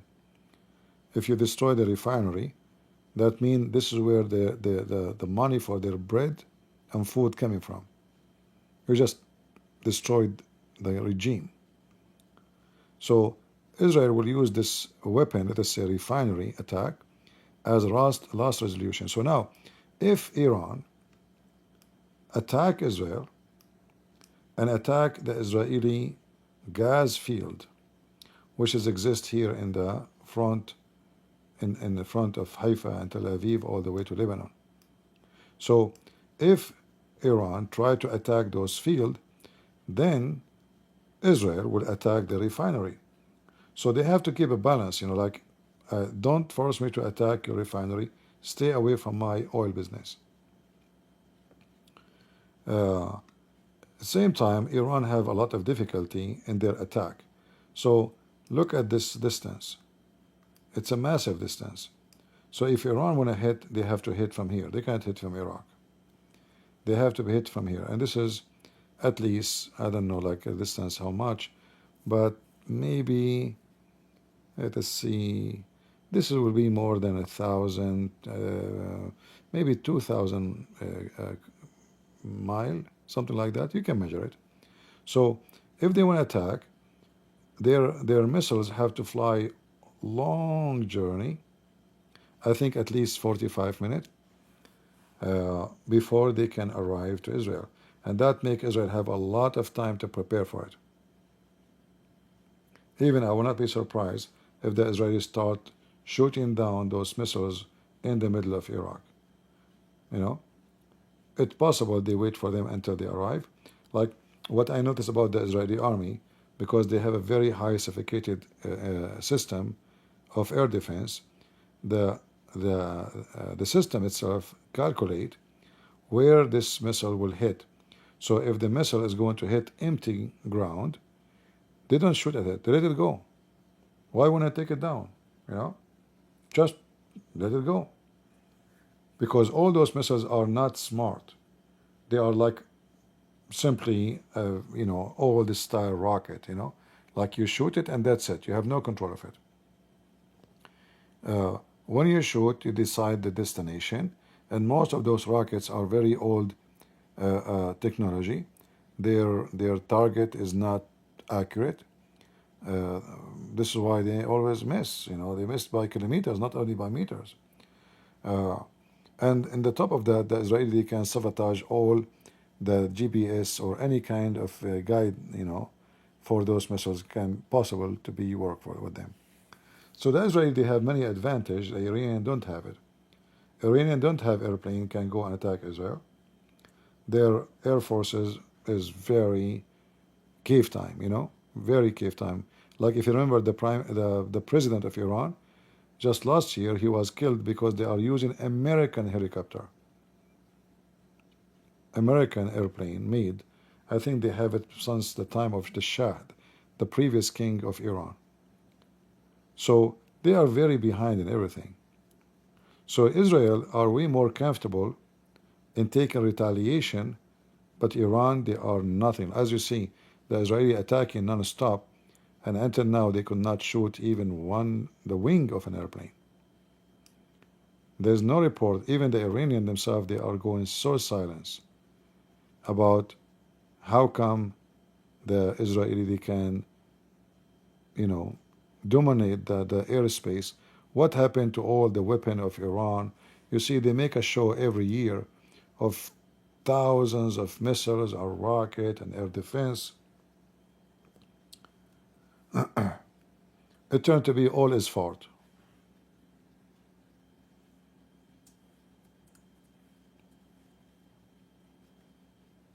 Big army, but zero quality. As simple as that.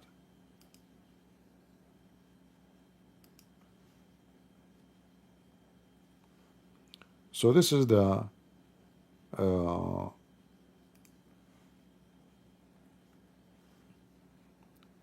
this is the leader of the Revolutionary Guard who was killed today. And this is their, you know, look at this. When you see this, you say, man, this is a very powerful army. Man, scary. Look how big the number is. Tens of thousands, you know. All they are going to do jihad. Take a beer. All of them, they are angry and shouting, death to America, death to Israel. And now everybody is in the run hiding. You know? So, by the appearance, Iran have a powerful... You see, Iran, as an army, I can say they are way more powerful than Saudi Arabia, Emirat, you know. But we cannot compare. You know, we cannot compare. Not with Israel.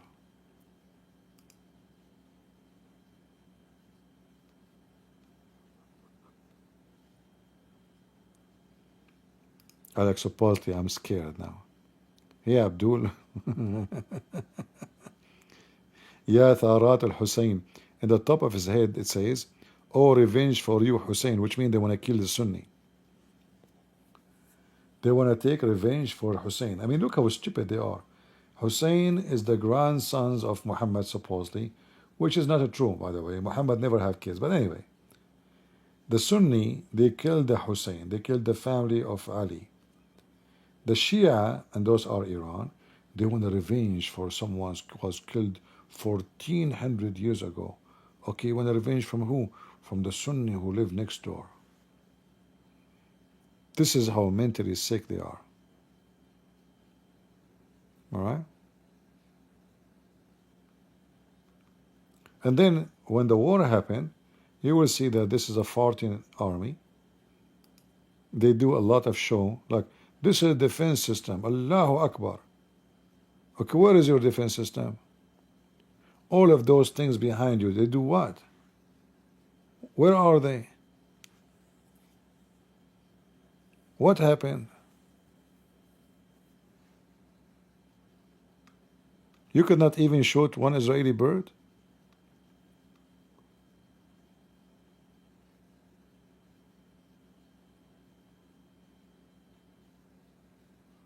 So it's a showtime army to intimidate their own citizen and maybe the Arab neighbors. But when it's come to war, they have no quality of any war army. It's just a showtime. It's like Hamas when they wear this mask and they act like they are heroes. The second the Israeli they come to them, everybody is a rat under the sewage.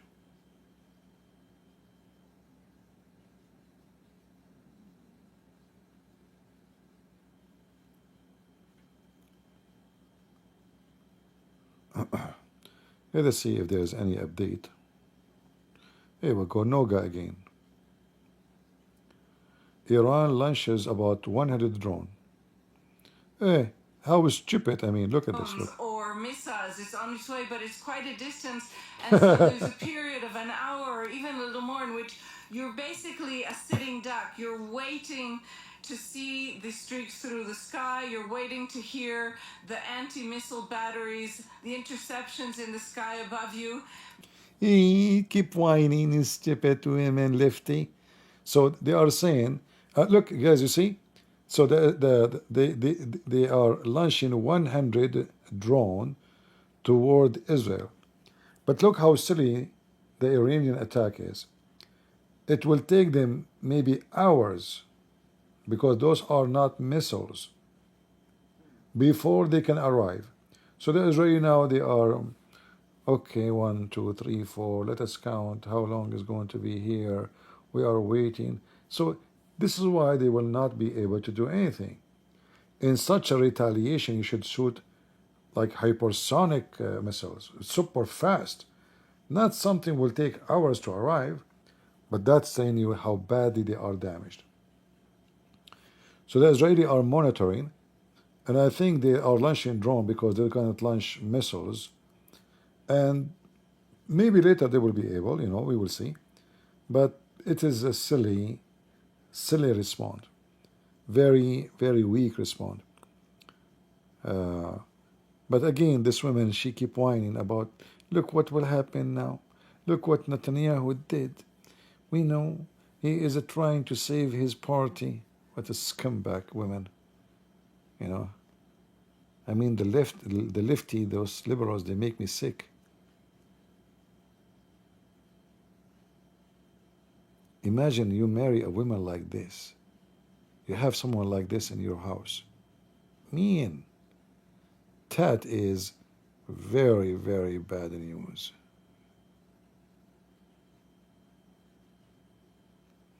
Somebody saying Jews are evil. Read the Talmud.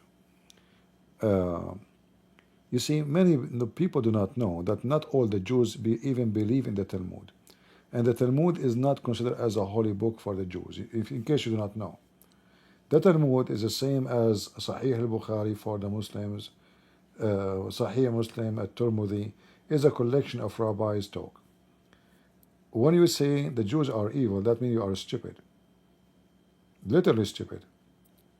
Because the Jews you are talking about is the one who brought the gospel of Jesus to you.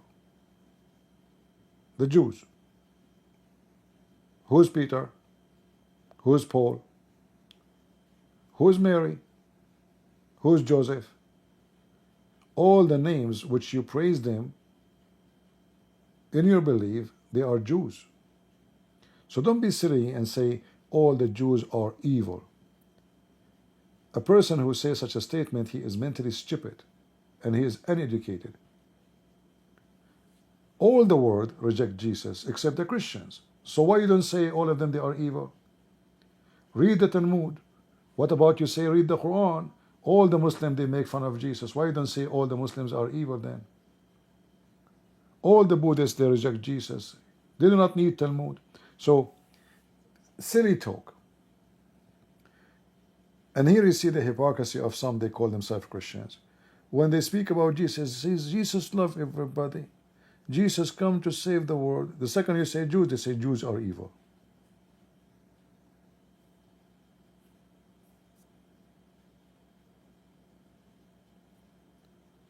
Do you know that every year there's a lot of Jews convert to Christianity? Do you know that there's a massive number of the Jews already they are Christians? This is why the nation of Israel are still small. Because the majority of the Jews already are Christians. They are Jews and they are Christians.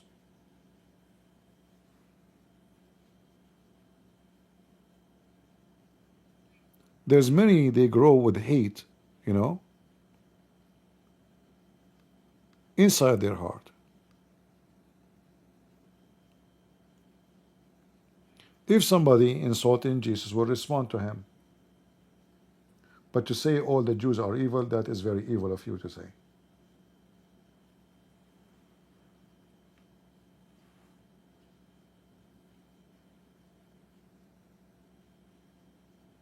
Don't you know that Paul is a Jew? Even if when he accepts Jesus, he's still a Jew.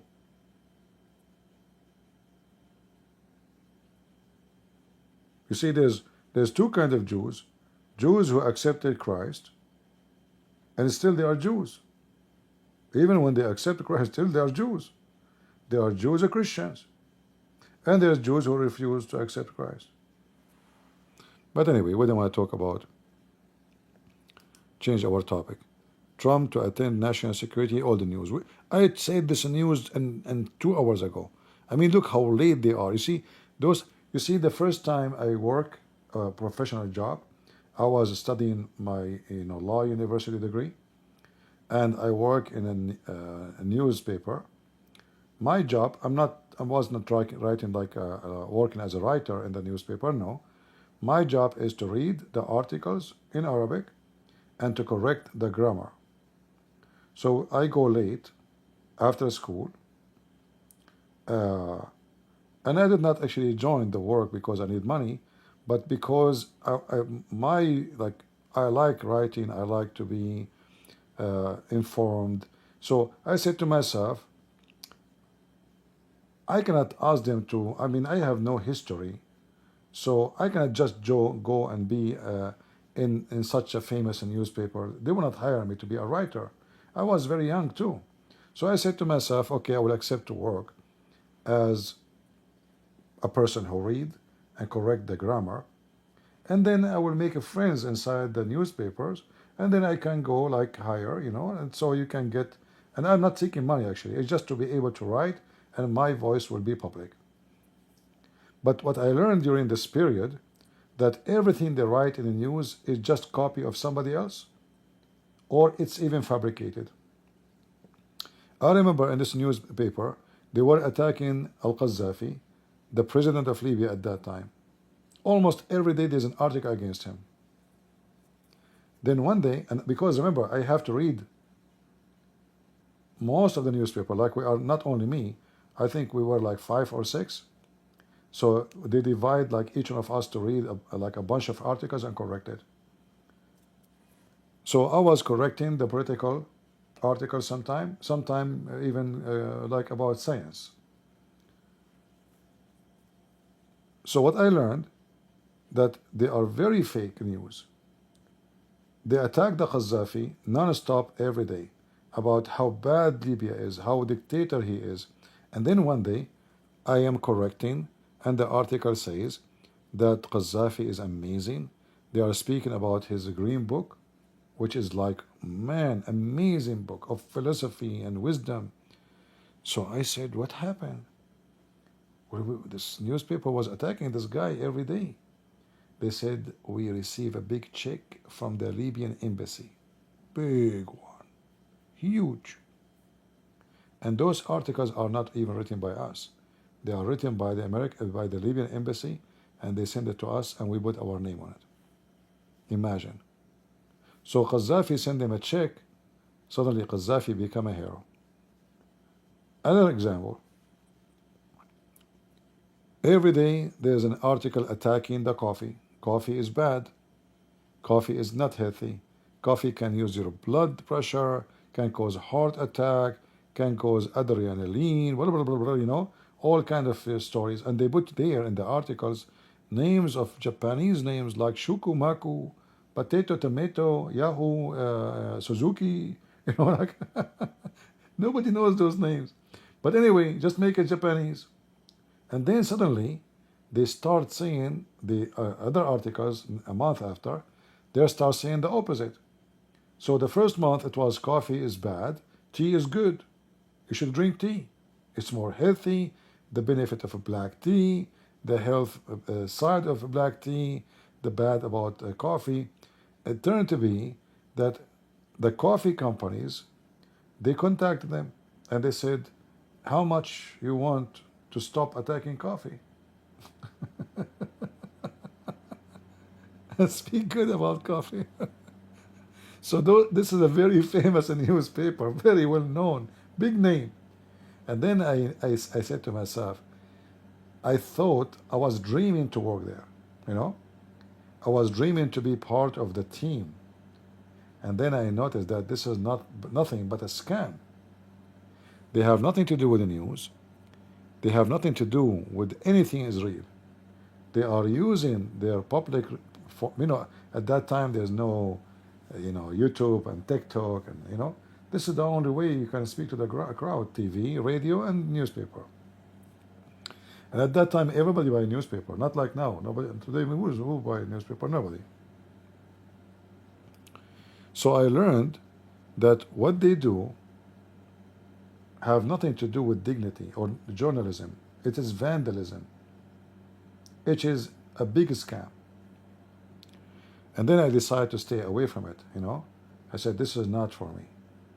I'm not going to praise al-Qaddafi one day and then attack the Qaddafi second day, just because he paid me a check or he did not pay me a check. Very, very, and this is, by the way, goes everywhere, not only in the Middle East. All those you see, CNN, all is a propaganda, and they are doing business. Nothing about it is about journalism. It's just a pure business, an agenda of money. All right? Senior guard, commander, nuclear scientist killed in attack. All right, let's see if there's any update. Very much, James Andre. And joining us again for the press reaction to these Israeli strikes on Iran is Elitza Gadeva. And Elitza, let's take a look at the international reactions first. Actually, I want to take a look at Iranian press first. Okay. So let's go to Press TV, which is an Iranian state-owned media in English. And as we can see, it's starting to confirm that the leaders have been killed. It says senior IRGC commanders, including General Salami, martyred in Israel attack. This confirms media reports by the Israeli press. And then we have here the Twitter of Press TV that has been filled with images and videos of what it claims to be residential buildings that were destroyed by the strikes. Let's see now more pictures. Images from a residential apartment. The tweet reads, in Tehran, following Israeli... You see, those are not residential. Those are that's the Revolutionary Guards. This is where they live. This is a city of the Revolutionary Guard. Those are high-rank officers. They live in those buildings. You see how the media, they lie? They are saying this is civilian buildings. Those are fancy. This is a secure city. No normal people, they live there. Only certain group of people who they are in the Revolutionary Guard can live there. And all of us, we knew that Israel announced that they killed those leaders. Where they killed them? They killed them in their apartments. Because remember, they did shoot at night. The attack happened at night. And will undoubtedly retaliate strongly to these actions. We have again Press TV Iran that's quoting this time the leader Khamenei, Iranian leader, who says that the Zionist regime has prepared bitter and painful fate for itself with its latest attack. And I want to end again on a tweet by Press TV that shows this picture. Again, it's trying to show the very human civilian side of the strikes. It says a heartbreaking image from the aftermath of Israeli aggression, and it claims that 5 people in a neighborhood in Tehran were killed and 20 others injured. Man. Thank you very much for that, Elitza Gadeva, and you're watching France 24, and the breaking story this morning: Israel early on Friday morning carried out strikes targeting nuclear and military installations in Iran. The sites of the strikes have not been identified, but black smoke was reporting rising over Iran's main nuclear enrichment facility at Natanz. There are reports also of strikes on residential buildings in secure compounds housing military officers. Iranian state media is reporting that the head of the paramilitary Islamic Revolutionary Guard, Hossein Salami, was killed in one of the strikes, and also the chief of staff of the Iranian armed forces, Mohammed, and 2 senior nuclear scientists. And we'll have more news coming right up on France 24.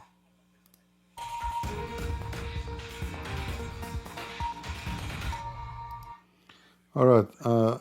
In Israel, they are saying that those drones are going to take a couple of hours before they arrive to Israel. Yeah. And I'm sure they will hunt them down long before they arrive to Israel. I mean, maybe they will enter Israel, but they will be able to hunt them down before they can reach into cities. I hope so. 200 planes dropped 330. Okay. Well, we will see. Abdul learning Quran. Pakistan. Yeah, you know, I think here they are talking about Pakistan and kids. If he is severely punished, all the madrasas will be afraid of abusing a child. Pakistan, broken innocence, an investigation into sexual violence in the madrasas. Watch our special documentary on France 24 and France24.com. thousands of children in Pakistan being raped by the sheikh, you know.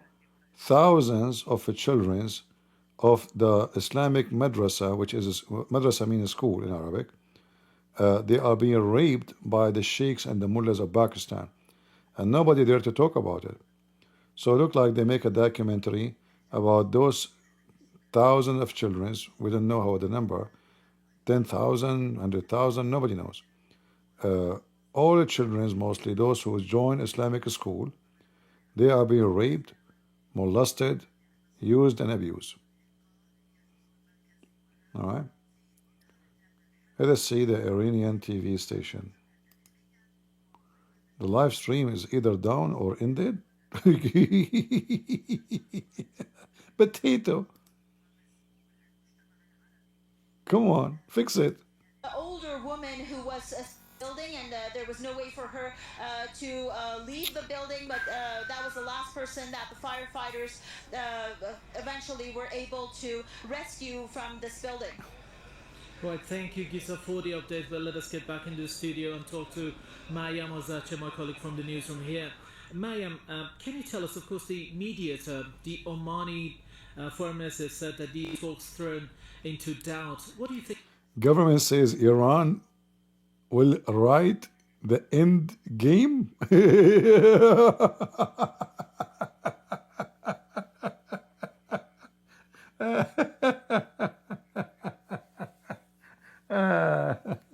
That's a good one. Oh boy. Oh boy. The Iranian TV does not function. Is that an Israeli airplane here is hitting the TV? Error code 230001. Is that a Kimchi number? Iranian TV, even your TV doesn't work. What's wrong with you? Potato. We have to keep refreshing and clicking, you know, nothing work. So guys, we have to wait for a couple of hours before the drones arrive to Israel. So all of us, we are required to pray for the safety of Israel, the safety of the people of Israel, no matter what their belief is. We pray for the Christians, for the Jews. We pray even for Muslims who live in Israel to be safe and not to be harmed. And we pray that God will give victory to Israel against this evil, filthy enemy who is satanic, driven and motivated by their hatred. So, you know, pray for good, and we hope good will come. DJ saying, don't lie. We want to know what Zakir Naik think about this escalation. Zakir Naik, until now, he announced nothing, and he did not call. I think maybe he is asleep in Pakistan right now or Bangladesh. Yeah, so I think maybe he's having sex with his wife. Of genocide, and at least being concerned about the reaction of their nations would stop them from continuing to support the Israeli regime, fund the Israeli regime, trying to help the Israeli regime break the blockade that was imposed on it by brave Yemeni fighters who were trying to stop this genocide. So we're not going to forget that, and no amount this is the sound from words will make up Iran for the actions of Saudi Arabia and other countries that actually made this monster even stronger, that made it this bigger. And Iranian regime speaking about genocide. What a bunch. Hey, you want to do muta? I mean, you don't look good at all. But I can have two Shia, they called me yesterday, they are looking for muta. Genocide, huh? You coward, filthy. Yeah, hold on, Zakir Naik is calling. Hello? Quinn Prince, first of all, I condemn the attack in any Muslim country. But these are Shia. Quinn Prince, first of all, I condemn attacking any Muslim country. Okay, but I just said they are Shia. Is the Shia Muslims? Quinn Prince, I have to go. Just answer me. Is the Shia Muslims? And what's about this circle cup appearing in the TV of the Iran? Is that because they are Shia and they keep circling around the grave of Ali? Quinn Prince, first of all, you are lying. Thea don't circle. Thea go around. Eh? But isn't it a round go is the same as circle? Get a breath. You are so stupid. There's a huge difference between circling around and going around. It's very different. As an example, you go around, that means you go from the right to the left. You go circle, you go from the left to the right. But isn't it the same at the end? Get a breath. I told you you are so stupid. There is a big difference. Because if you go from the left to the right, you arrive from the left to the right. But if you go from the right to the left, at the end you become a gay. What? What do you mean? Get a breath. You are so slow. If you go from the left to the right, what you will become? Right. Exactly. If you go from the right to the left, what you become? Left. Exactly. You will become left, and that will make you a homosexual. Thank you very much. I got you busted. There's a big difference, going from the left to the right. But it's a circle anyway, Anyway, I'm not going to keep you longer. We will meet. I might go live again in the in the morning my time to see all the update. Actually, I will keep looking at the news. But as long the the Iranian attack will not be able to reach into Israel until like a few hours. So you can imagine the Israeli preparing for those drones. It's going to take them 4 or 5 hours before they arrive. I mean, they might even shoot them in the top of Iraq. Are you kidding me? What a bunch of potato Iranian stupid regime. And they will say to their citizen, we retaliate. They wipe the floor with you, Abdul. What a drone. Potato. So, pray for Israel. We pray for their victory. And we stand with Israel against those filthy terrorist regimes. We the Christians, we stand with Israel. And I say to you Muslims, the Lord, He promised those people, the one who become a Christian and the one who's still not, that He will gather them, He will bring them from every nation, and He promised them the land, and this is their land, and your hatred will not work.